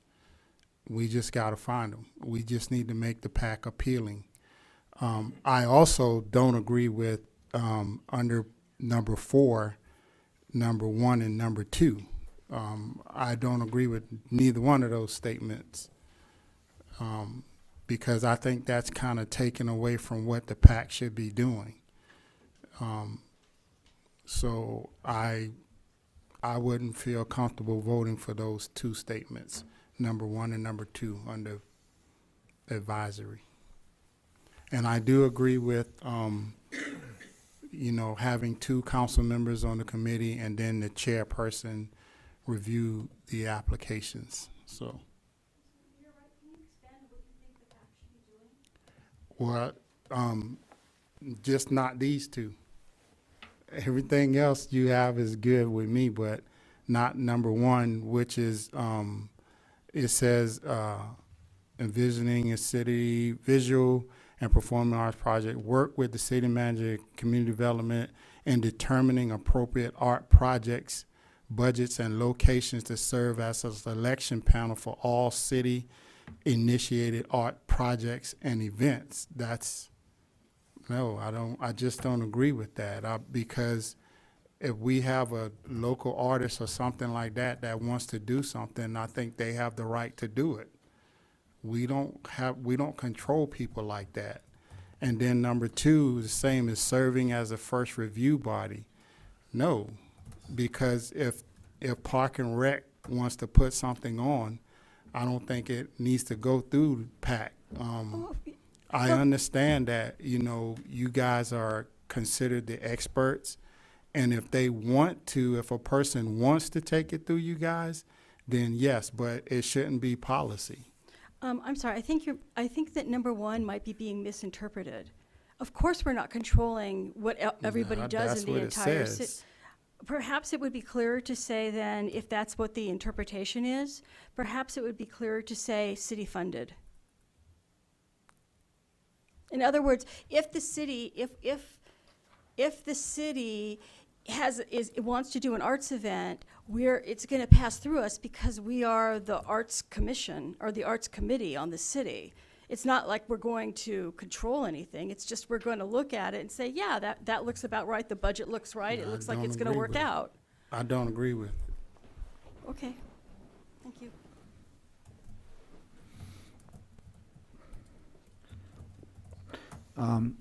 Maybe with the, some of the input that we have, staff could go back and the PAC could rewrite this, because obviously I would not be able to vote. I would not vote on this or make a motion for this, the way it's written. Because the 2 changes that, from a staff perspective, I have thus far anyway, outside of Mayor's comments just now, were just to make sure I understand, at least consensus-wise, the appointment process, 2 council members plus we'll say the PAAC chair. Chairperson. Right, okay. Yeah. So that seemed like that was a consensus, right? Yeah. Then the other one was, and I need a little more clarification. So area of membership, is it sphere of influence, which again is not all of Desert Heights, or not all of Wonder Valley? Or did you want it to be Wonder Valley and Desert Heights? I'm okay if they be in Wonder Valley. It goes out far enough. As Sure. a whole. Yeah. So not sphere. So Well, they consider it Sheephole. I thought it was all the way to Sheephole Pass, but if not. Okay. Is that? I wanted to add something with that though too. I go to the farmers market a lot, and there's a lot of artists there. Some people, one lady actually, who's she is interested in participating in the PAAC committee. She lives in Yucca Valley, but she's part of the 29 Palms community. She comes to the farmers market every Saturday. And so I guess we have to define, like, what does it mean to be a member of our community? Is it just you just live here, or is it that you participate in the the evolution or the building up of our community? So that's why it's going to be a vote, but I think it should be as far as Yucca Valley. I mean, at least Joshua Tree. But I respect all the council members, vote. May I just say something? I think if there's any way to get this passed tonight, I mean, we're desperate. We really are. We have a deadline in order to get a grant done that's due May 1st. And we're already behind because of the confusion over the size of the PAAC. We haven't been able to meet. We have 2 members that we thought were going to be on tonight's agenda that were pulled, and I didn't even know they were being pulled, so that we could reconsider the appointment process. We're desperate. I'm completely serious here. we're not going to make the deadline for this $100,000. We really have to move forward. If there's, I know it's I know you guys have a long agenda, but if there is any way to get something passed so that the PAAC can meet and move forward on that grant, I would really appreciate it. I don't want to see the city lose this opportunity. Frank, it sounds like they need to have the 2 council members and her sit down tomorrow or Friday to get that taken care of so we can bring it back or have a special meeting to get those approved. So I would be okay being on that committee if anybody else. I do it. Well, Steve? Yes. Okay. So probably to get membership anyway, and if there's any disagreement, I guess, on, their mission, right? And it sounded like the mayor had it, I don't know if others had the same issue. So, maybe a couple things, go to 5. Can we right? build on the 5 and the 4, 1, 5 and get them their members All about the this week? membership, yeah. And we put the mission, the responsibilities back to rewrite and figure that out. Correct, And- yeah. But let's get them at least rolling, because they already know the mission is to get that grant, get their thing. So while they're working on that mission, we can finish this responsibilities up and bring it back later. It's gonna have to, that part's gonna come back. I would vote on the membership part tonight, but I would not be comfortable voting on the rest of it without having it reviewed and rewritten. I'm good with that. Can we make a motion for that? I'll make a motion that we go ahead and vote on the 4-1 and also a committee and the council chairman as the, for the applications. Then the other one is where they can be, what residents can they be to be on the committee? So the 4-1, so one, where, is it all, so back to that point, all of Wonder Valley and Desert Heights, is that what the consensus, 29 Palms, obviously, but Desert Heights and Wonder Valley? Is that what the consensus? I would put that in my motion. Yeah, I agree with that. And maybe that committee could also help to, clear up some of the language in the mission statement as well. Second.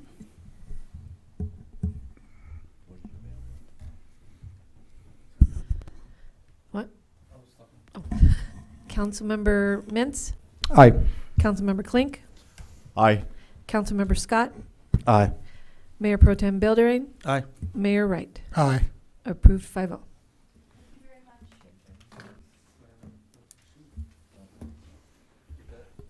Cindy, we need a time tomorrow or Friday. You're gonna be gone Friday, so tomorrow if you could, and bring all the applications with you, okay? Yeah, do you want to do that right now, or can we do it after the We can meeting? do it after. Let's do it after the meeting. Okay, I thought you were gonna leave, so we'll do, okay. Okay. Let's move to number 21, right? All right, good to go. Designation of delegate and an alternate delegate for Southern California Association of Government Annual General Assembly. Mayor and council members, the recommendation is the city council select 2 council members to serve as a delegate and alternate delegate for the Southern California Association of Governments, which is also known as SCAG, their annual general assembly. As you all know, every year we have this, they have this annual assembly where cities' representatives come together and develop regional plans for transportation, growth, management, housing development, air quality, and other issues of regional significance. This General Assembly is going to be held on Thursday and Friday, May 4th and 5th at the JW Marriott Desert Springs Resort and Spa in Palm Desert. So at this time, I'm looking for 2 members to become the delegate and alternate delegate. I would volunteer to be either one. As I would too, huh? Yeah, I was getting ready to say, ain't you on SCAG? No, I'm just on SBCTA. But this is right, I mean, if you would This like is to just also- be the main delegate, that's great, and I'll just be the Yeah, alternate. I'll go ahead and Okay, be the delegate. good. So we have Councilmember Klink as a delegate and Councilmember Mintz as an alternate. Everyone in favor? Yes. All right, thank you. Yay. Thank you. All right. Not no 84 slides, Frank. Financial report. Thank you, Mr. Mayor, members of the council. The item in front of you is our mid-year budget report, and Ms. Abigail Hernandez will be giving the presentation, our finance director. Thank you, Frank. I'll try to be brief, I promise. Okay. Good evening, Mr. Mayor, members of the council. As Frank mentioned, tonight in front of you is the mid-year financial report and budget adjustments and general fund budget adjustments for fiscal year 22-23. The budget adjustments for the special funds will be presented on the next meeting. Next slide. Next one. Okay, so here's an outline of what I'll be covering in this presentation. So first I'll go over the cash balances. Then I'll discuss the year-to-date revenue and operating expenditures, as well as the corresponding budget adjustments for fiscal year 22-23. I'll then go over the projected reserves for fiscal year 22-23, and finally I'll discuss the forecast for fiscal year 23-24. Next slide.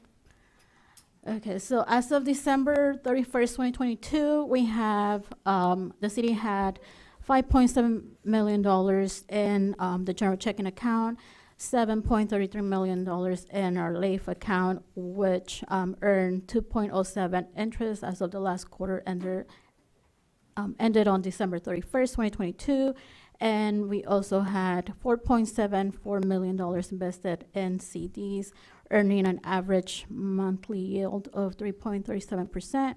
The funds invested in LAIF are readily available, whereas the funds invested in the CDs have a specific contractual terms ranging from 1 to 5 years. Next slide, please. So here's an overview of the adjustments for fiscal year 22-23.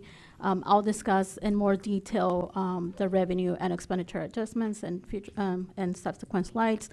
Just to point one thing here, we are projecting a surplus of $168,000 for fiscal year 22-23. Next slide, please. So through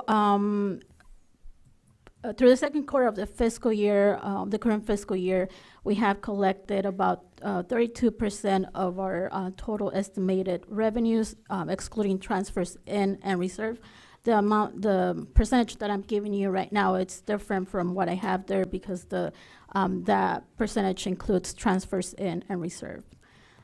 The reason why the percentage seems low is because most of our top revenue proceeds we collect on the second quarter and the third quarter and fourth quarter of the fiscal year, which runs from January through June. Next slide. So the main or the top revenue adjustments that we are proposing are for property tax in lieu of vehicle license fees, which we are adjusting by $244,000. TOT, we're increasing it by $226,000. We are projecting over $2 million in TOT, but again, with current economic uncertainty, we wanted to remain conservative, and we're only budgeting close to $1.9 million. Our road and permits, building and road permits, we're increasing by $192. Planning and engineering fees, we're increasing it by $140,000. We're just increasing property taxes by $71,000. Another major adjustment that we have, which I mentioned in the strategic planning, is the $1.3 million that the council had assigned back in June of 2022 for the Lucky Park Pool project. After the budget was adopted, we received notice that we were going to get a grant from the state for an amount of $1.3 million. So we no longer need to assign that amount for that project. Next slide. So here we have, so where does our revenue come from? Here we have each major revenue source as a percentage of the city's total operating revenues. As you can see, property taxes, TOT, sales tax comprise the majority of our total operating revenues. Next slide. This table just shows the net taxable assessed values for the last 11 fiscal years. As you can see, for In the past 4 years, we've seen a steady increase in property tax values. Next slide. So now moving on to our top expenditure adjustments, building and safety contract, we're increasing it by $143,000. And as I've mentioned in the past, this costs are based on 67, almost 67% of our building permit fees collected. And then the next increase is the sheriff's contract. We're increasing it by $106,000. And that's basically, there was a salary adjustment that was approved after the original budget was adopted by council back in June of 2022. The next major adjustment was the transfer out of $1.3 million for the Lucky Park pool. This one goes hand in hand with the $1.3 million of reserves that we're not using because we received the grant from the state. Okay, so next slide. This table presents the department, the expenditures by department. As you can see, most of the departments are in line with budget. The only ones that are not, at 50% are the non-departmental and the economic development departments. The non-departmental, basically, the reason why it's at 14% is because the non-departmental has the transfers out. And the transfers out, we don't typically do them at the beginning of the year. We always wait until the end of the year to make those transfers, just in case, project gets canceled, or we don't need all of the transfer that was originally approved, so we leave that until the end. So these are the expenditures by type. Again, salaries, benefits are within budget. As I mentioned, the transfers, we haven't done all of the transfers. The other revenue expenditure type that hasn't been fully used is the marketing and economic development, which, as you may recall, we assigned $100,000 for housing projects, and only $20,000 of that 100 has been used. And that $20,000 is a grant that was given to Morongo Basin Arch for housing support projects. This one was approved back in August of 2022. Next slide, please. Excuse me. Yes. We can hear y'all in the audience, please. Thank you. Okay, so now moving on to our reserves, we are projecting an unassigned fund balance of $6.9 million for fiscal year 22-23, which represents about 57% of our total of the general fund operating expenditures. As I mentioned in the strategic planning, we will have to bring to council an amendment for the CD reserve policy, because currently it's a 60 to 65%, but to align with current CD needs, we would have to adjust it to 50 to 55%. Next slide, please. Okay, so here's a snapshot of what we are forecasting for 23-24. Again, this is just a rough estimate. We'll bring the actual budget in June for approval. We are projecting a surplus of $14,000 only. One of the major changes that we're including in this snapshot is basically we're increasing salaries by 5%. We're also increasing the sheriff's contract by 5%. And also included in this, in the expenditures are $260,000 for one detective needed by the investigations department serving the city. Next slide. So overall, the city's operating and performing within budget. Our cash reserves, our cash and reserves are strong, but as I mentioned, we would have to amend the reserve policy to be in compliance. Our revenues are exceeding expectations. We are projecting approximately $160,000 in additional costs for operating the community center at Freedom Plaza.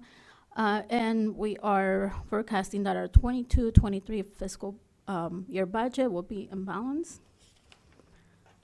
Okay, so I have, in this recommendation, I have a transfer that is for Project Phoenix. So Danny, I don't know if Frank, does he need to step outside or can he just recuse himself from this? Just recuse himself from the, yeah. Okay, It wasn't part of so, okay, so the first recommendation that we have is that the council review and accept the general fund mid-year budget update for fiscal year 22-23, and we're also recommending two transfers, one for $84,669 from the general fund to the capital projects fund for the re-roof of city buildings, and $368,200 from the general fund to the sewer fund for the wastewater package treatment plan for Project Phoenix. And that concludes the staff report. Yes. Hey, I just got a question. The detective, does that mean we're not gonna get him until June or July? Well, yeah, so right now, the captain, I think the captain's back there right now, he's working with BIA, which is Bureau of, help me out with the acronym. Come on in, sir. No, B of A. So they're working on manpower, cost, and the like. So right now, we're planning, the Schedule A is what is presented to the council for July 1st, yes. But they got to work on, again, the budgeting, the manpower, and et cetera. So I don't know if it's even, have the ability, so it's a question, I guess, to be before July 1st. Yeah, if that's something you wanted to entertain, I actually have a meeting with the deputy chief, who would have a much better idea tomorrow. I was planning for July 1st, but if you want me to entertain getting it sooner, I can try that. Yes. I think we should. Yes. At least find out if it's possible, manpower-wise, and what the costs are, because I think we need it. Yes. Thank you. Okay, so I'll bring that back if we need that because we would have to need another budget adjustment for this current year, so. Yeah. Yeah. Yeah. Thank you. And I need to just accuse myself from this number 2, the second one, right? The 368,000. Do I even need to do that since it's actually, we're not spending Project Phoenix money on that, are we? Isn't that Yeah, for just being conservative, just recuse yourself. just from that one? Okay. Okay, so we don't have no green slips for this, right?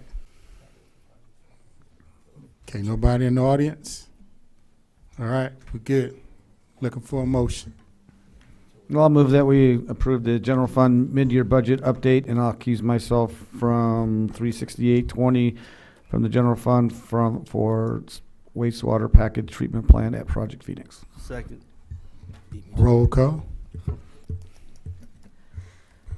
Councilmember Klink, Aye. Councilmember Mintz, Aye. Councilmember Scott, Aye. Mayor Pro Tem Buildering, Aye. Mayor Wright. Aye. Approved 5-0. Danny abstaining from the second item. Thank you. Thank you, Abigail. You're much quicker than Frank. Yeah, very much quicker, yes. Guys will never forget that, eh? Okay. Number 23, Planning Commission appointment. Mayor and council members, the recommendation is the city council reappoint Jason Dixon and Max Walker and appoint Eileen Leslie to the Planning Commission as recommended by the committee, which is Mayor Pro Tem Buildering and Councilmember Scott. Background, the terms of two planning commissioners, Jason Dixon and Max Walker, expire in March of 2023. There is an additional vacant seat on the commission. The city advertised for the position recruitment for 3 seats on December 14th and December 21st, 2022, with a closing date of January 12th, 2023. The city received 15 applications, including applications from existing commissioners Dixon and Walker. The term of a planning commissioner is 4 years. I'll leave it to the committee. Yep. Thank you. Yeah, as part of the ad hoc committee, I have the honor of recommending the reappointment of Jason Dixon, Max Walker, and appointing Eileen Leslie. All right. Is that a recommendation or? Is that for Greg's? Well, yeah. And how many, And is his that was gonna be 2 coming years up then? anyways, but Yeah, for 2 years then? No, it's a 4-year, because his term was up in March as well. Oh, okay, gotcha. Was there a second? Because there's a recommendation. I have a request to speak. Do you want Oh. do that first, or? Okay, yeah. Thank you. Because there's still a recommendation on the floor. Oh, I'll second the recommendation. Elaine Leslie? It's Eileen, I'm gonna go after Oh.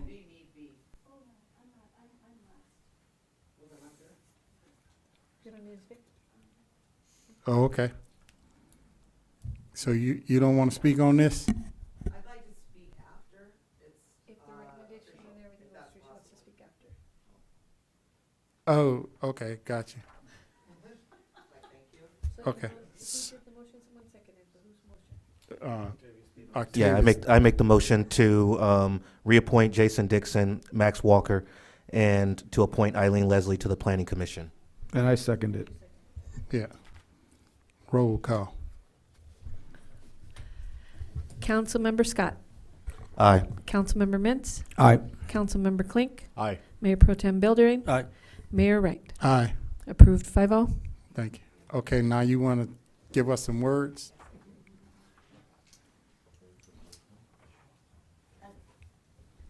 My name is Eileen Leslie, and esteemed council, thank you for my appointment to the 29 Palms Planning Commission. This appointment demonstrates our city's recognition that our town is expanding and feeling some growing pains.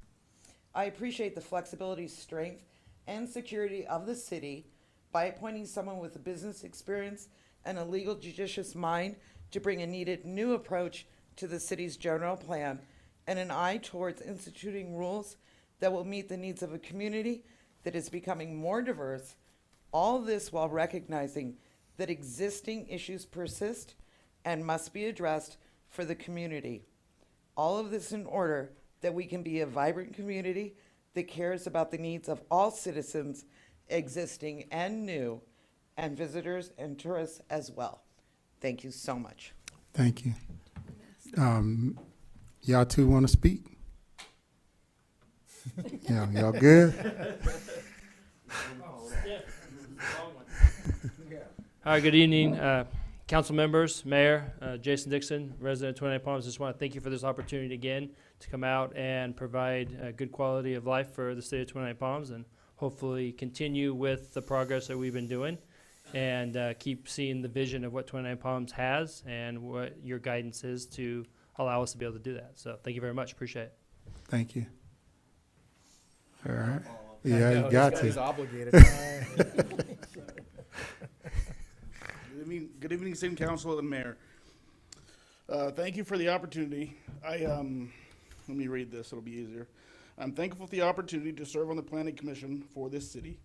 I take this position very seriously, and I'd like to ensure every citizen of 20 Palms, no matter their race, gender, place of employment, or position in the community, that I will serve them all equally. Thank you very much. Thank you. Thank you. All right. Number 24, intention to terminate, close the inactive fire safety plan. And I'll be fast. This is information only, and I know General Manager Matt Schrag is in the audience. This item also will be going to the Water District. So as the council is aware, back in several years ago, when the fire was annexed with San Bernardino County Fire, one of the obligations of the city at that time financially was to take on the obligation of the Water District's fire pension plan. So it was our financial obligation to pay it off because the Water District did not have the means to pay it off. So at that time, they gave us their reserve funds, along with, at that time, the city bought the fire station, so we own it now. The Water District then had those funds that went into the pot. Along with the city, out of our reserves, earmarked $1.3 million for the termination of the plan.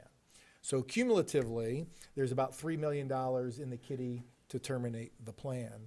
The target goal there was a U.S. Treasury bond rate of about 4%.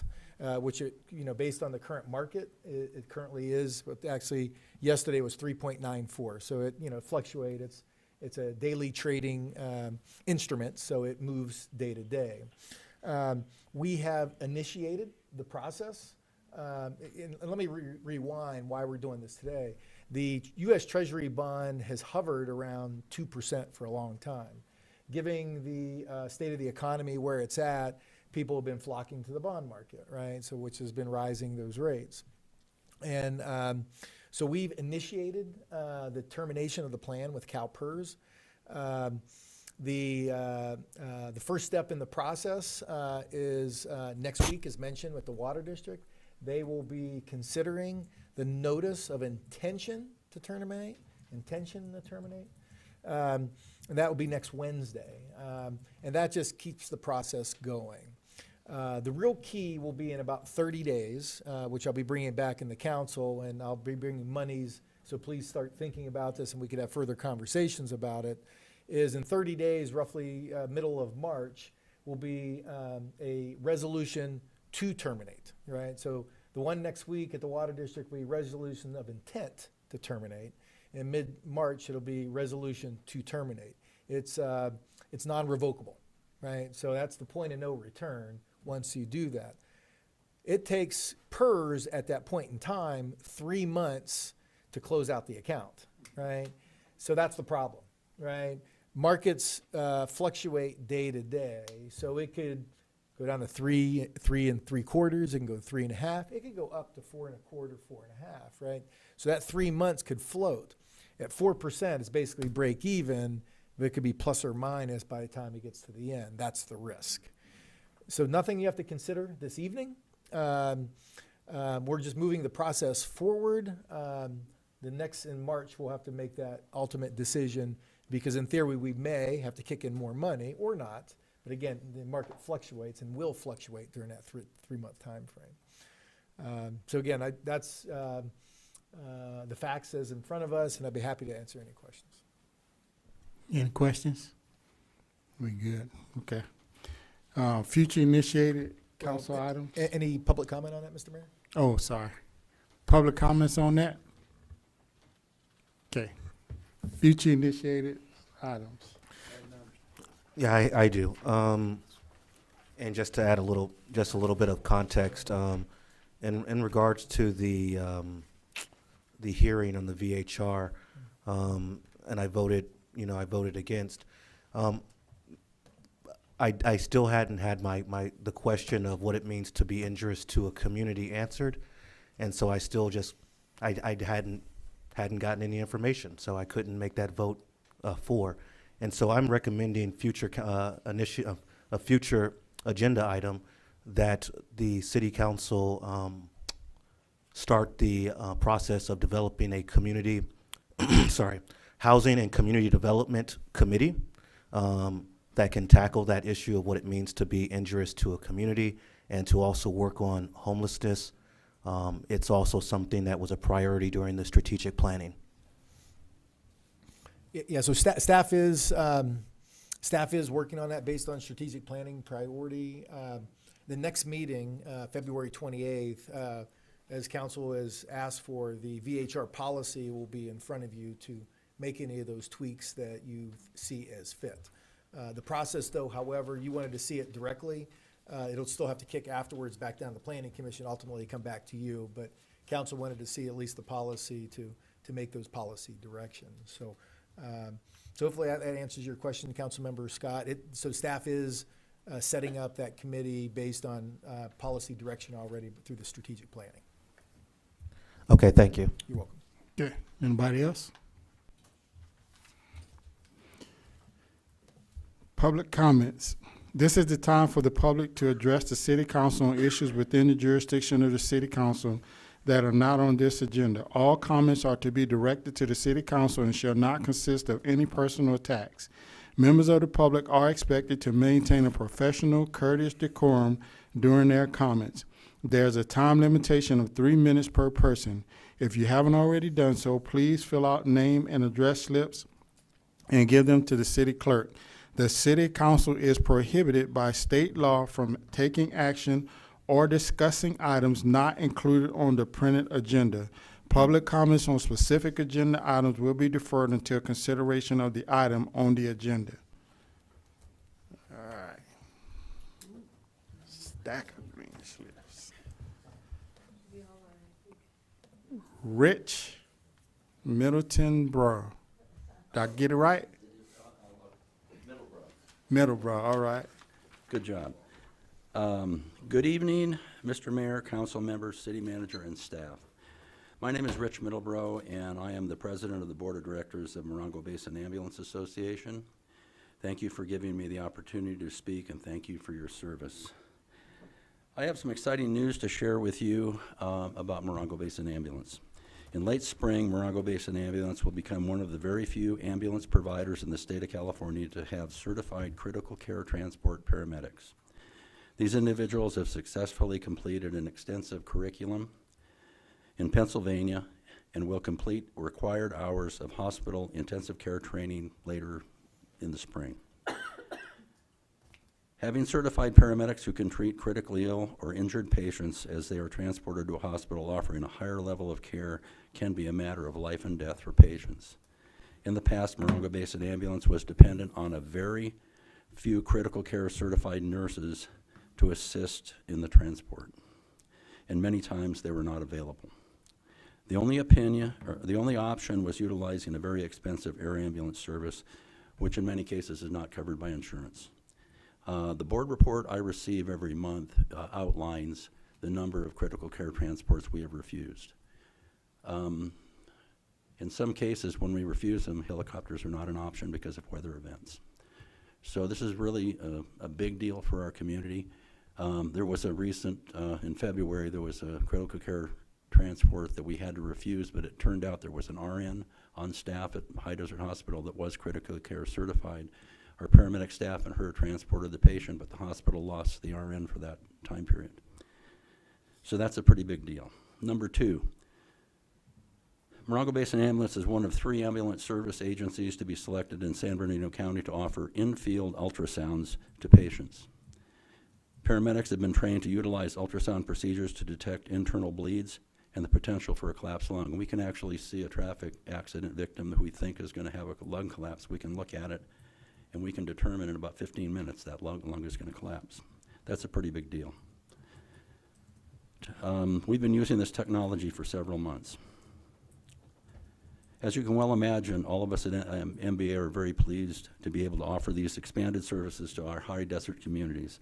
To help pay for this $25,000 ventilator that we have to purchase that will be used in the critical care transports, the Yucca Valley Sunset Rotary Club is hosting their 19th annual Desert Soiree and auction to help raise funds for this purchase. Details of the event are in the letter that we handed out to you guys. As a reminder, Morongo Basin Ambulance Association is a 501c3 nonprofit organization, has been serving 2,700 square miles of San Bernardino County since 1948. No tax dollars are used to fund this service. MBA operates on Medi-Cal, Medicare, and other insurance reimbursements, as well as private donations. And my wife's birthday is Monday, the 20th. I'd like to say happy birthday. Happy birthday. Yes, happy birthday. Thank you very much. Greatly appreciate it for this community. Okay. Kimberly McLean.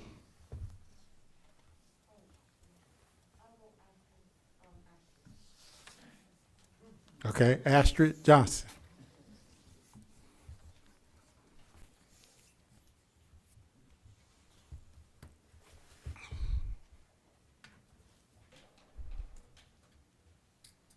Thank you very much for the opportunity to talk to you and for all the support you have given to Morongo Basin Arch. We really appreciate it.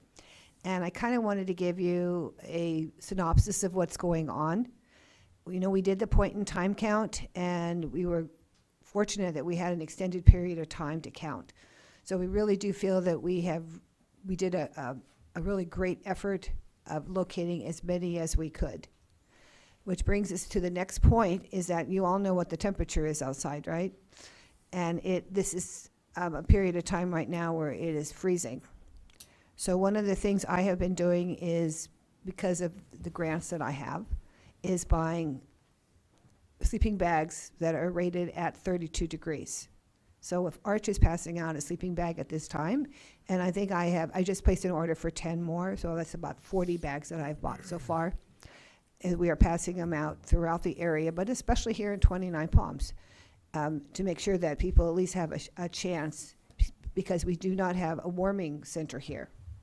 So unfortunately, you know, the men that you see lying out on at the sign at the bus stop, those gentlemen are in their 70s. And the best we can do is offer them a sleeping bag. So consider that. We're still waiting for grant money. I appreciate the money that you did give us. You mentioned that 20,000. We have pretty much gone through that money now. We're still waiting for funding to come. I mean, you all know how the county rolls, right? We were awarded a grant last year. We have yet to see that money. I'm hoping any day to see that money come into an account. So we appreciated that donation because it's allowed us to carry over. But anything you can award us in the future will be greatly appreciated, because it appears that the county is either they have the funds or they're going to award us the funds, and then it may take a year to actually see that money. It's sad to say, but that's how we roll. And right now we can't help people with arrears, we can't help people with rapid rehousing because of that. So thank you for your support in the past. We hope you'll continue to support us. Thank you. Thank you. Frank, sorry, Mr. Mayor. Would she be able to put a request in before next meeting? And we could hear it by the 20.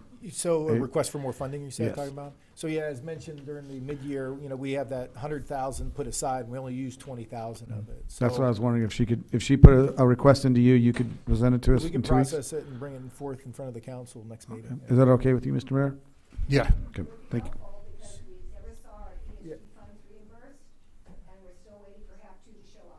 So my authority is up to $25,000, so, you know, it's not agendized, so I can't really talk about it, but Yeah. anyway, yeah.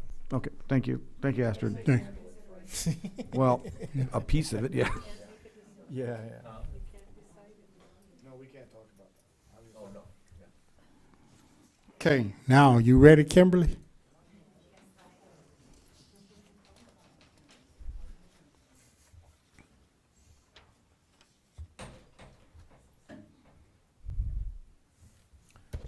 Hello, and thank you for allowing me to speak. I'm here to just reiterate a lot of the things that Astrid Johnson just said. I originally came to support Vino and the surge of short-term rentals and the damage that it is doing to residential communities. I moved here 2 years ago. I am former homeless. I moved here 2 years ago after fleeing domestic violence, so I know what it is to be homeless and without housing. And as of this year, my rent has increased $100. So that fear of being priced out of my neighborhood and my housing does weigh over me. So I do support the programs that are in place that has helped a lot of people stay inside of their homes, pay their bills. So I just want to just kind of get everyone to see that the people that have the boots on the ground that are fighting for these services and trying to create more housing, they need a lot of support and a lot of backing from the city. So I just want to say that.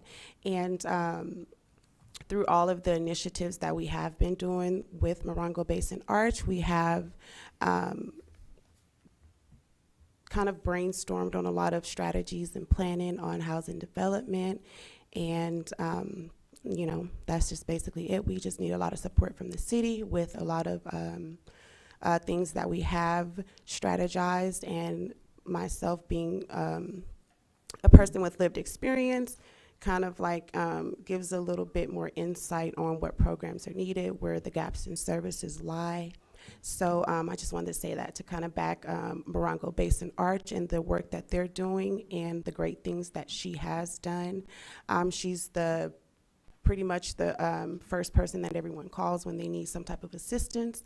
And if she doesn't have the resources that are needed. There are going to be a lot of people that are going to be left without help. So I'm just thankful for the programs that are out there, but just to mention that there are more programs that are needed and a lot more support that's needed for the people that have the boots on the ground. Thank you. Thank you. Thank you. Okay, next we have Janisa Del Falco. I get that right? All right.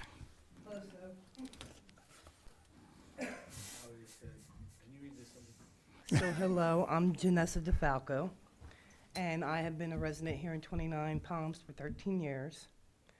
And for the past 5 years, I have been helping our homeless community and our families in need. I go out 3 times a week. I make them meals. I bring blankets, hygiene products. Last week we gave out brand new shoes. The problem that I'm having is we do not have a cooling or heating center. We do not have a shelter. I'm finding a lot more families that did have homes become families in need on the streets with little babies and little children sleeping behind businesses in the cold. When I'm asking, I know you can't discuss it or make an action, but I would like if it could be put on an agenda so that maybe somehow we can come together and work on this problem. Because we did the time count this year. I did about 60 people, just myself, here in 29 Palms. My husband and I, we go out to 1, 2 in the morning and all over town. 150 blankets were given out already this winter and about 30 sleeping bags. And I'm not a nonprofit, though I help Arch. I do everything individually. So I have a lot of good friends like Grocery Outlet or Total Fitness or 29 Fit, and they contribute used items to me that I can disperse. But it comes to a point where there's so many people right now that's hurting. We need to try to put an action in together to get like a cooling center, you know, or a heating center in the winter. It's gonna be 29 degrees tonight. And it's heartbreaking that I know that there's children out there and elderly, and yes, I've given them a blanket, but we should do a little bit more for our locals here in 29 Palms. That's all I'm gonna say. Thank you very much for hearing me out. Thank you. John Tracy Jones. Oh, you know, that's John. He felt that Octavius covered him. Okay. You covered. Cindy Bernard. I'm just gonna say, before I say this, I just wanna say, is there any way you guys can open up Patriotic Hall? It's so underutilized, and it seems like the perfect place to use as a warming center. They have such huge heaters in that place. And it seems like that would be a temporary solution if you would consider that. I have a little bit of a challenge, which is that Jennifer Kane, who is the executive director of San Bernardino Arts Connection, which is the arts commission for the city of San Bernardino, for the county of San Bernardino, sent a comment letter in this morning that somehow got completely skipped. She's one of the administrators of that grant we're applying for. So is it okay with you if I just read the letter into the record right now? Just because We already passed that.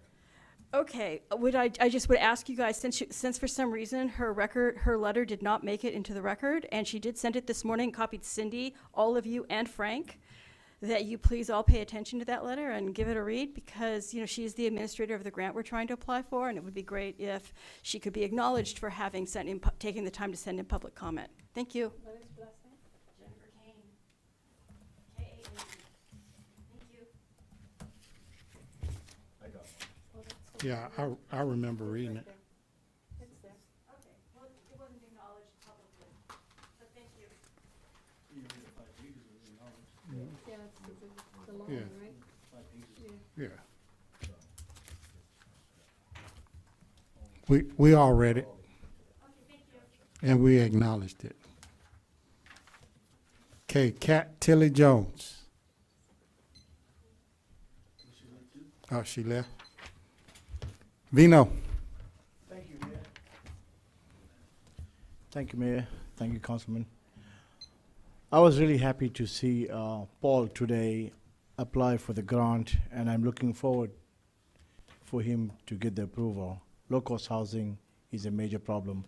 I think a couple of weeks back, or a month back, I came and handed the whole council a map of almost 28 acres behind my hotels, where I've counted while walking the trail up to 20 people sleeping in those bushes.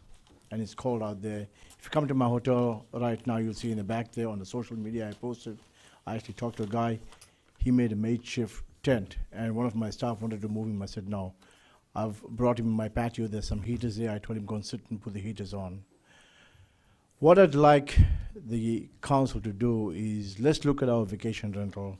We've got approximately 500 vacation rental. Let's find out what the occupancy is. In my opinion, the occupancy is less than 50%. So let's take 500 houses, 50% occupancy. You got 250 houses sitting empty 24/7, 365 days a year.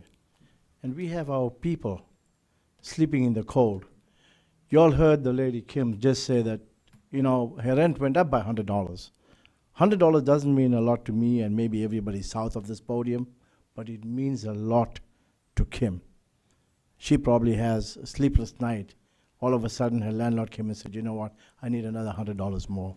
I've seen social media posts where landlords are saying, you know what, I want 3 times what you make. I'm a small business person. I don't have federal government money, and nor do I have gambling money with me.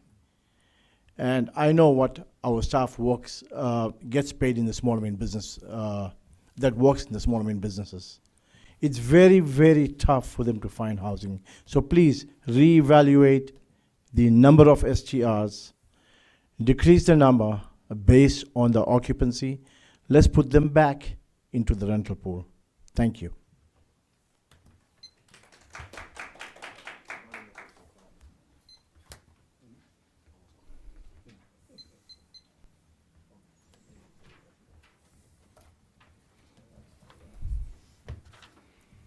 Heidi Hurd. Good evening. I just want to make a note that for future reference, for those people that are viewing these meetings online and for the public that's in attendance, that maybe those letters and comments that were sent in, I know they probably needed to make a point that they be read into the record, but it'd be nice to hear, the rest of us to hear what those people said. Thank you.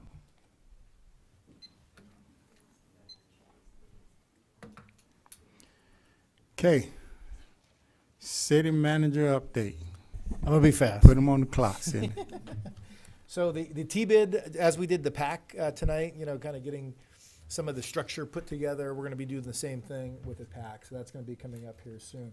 The pool and the channel trail is coming up for completion here shortly, you know, so over the next 2 months, both the pool and the channel trail will be complete. I know I've been talking about it. I know we got City Attorney Munoz here with us this evening. The Burtech franchise agreement will be, put them on the spot here now, will be next meeting. We'll be getting that coming forward. Keith, I appreciate Keith tonight, just to let the council know that tonight. He was sick, and so he kind of labored through those reports, so I appreciate that. And we are continuing to work with the National Park. I know David Smith is gone, so we're working with the National Park on continued signage. You know, we're hoping for that arrowhead. We've approved that arrowhead, so that arrowhead is coming soon on that wall right to the right of the entranceway of the visitor center. So anyway, that's my brief comments. I know I told you I was going to be quick, and I talked fast. The 62 medium, I see, are they done? Are they just waiting for it to dry, or what? Yeah, it was a 30-day. It was just a 30-day project, and they've completed it last week. So they're just in the decommissioning side of it. Okay. I'll report back to the council when they're going to be taking those barriers down. Well, I thought maybe they left them up so people get used to not making that left, but I wasn't sure how long they were going to do that. So. Nah, that should be coming. They're decommissioning, you know, the project as we speak. So I'll report back out to the council of when those barriers will be coming down. Thank you. Thank you. That is. There's going to be a lot of trucks that's going to go over that thing. Yep. It's not even. Yeah, it's, if you want to, you can. Yeah, there's not, they're not gonna, that's a standard of Caltrans. But yeah, it's gonna prevent most cars, but not trucks.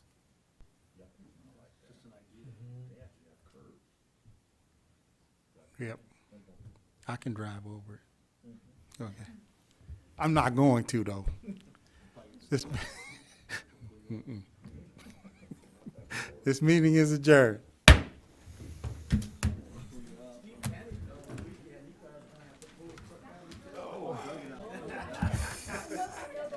We got through a lot of business.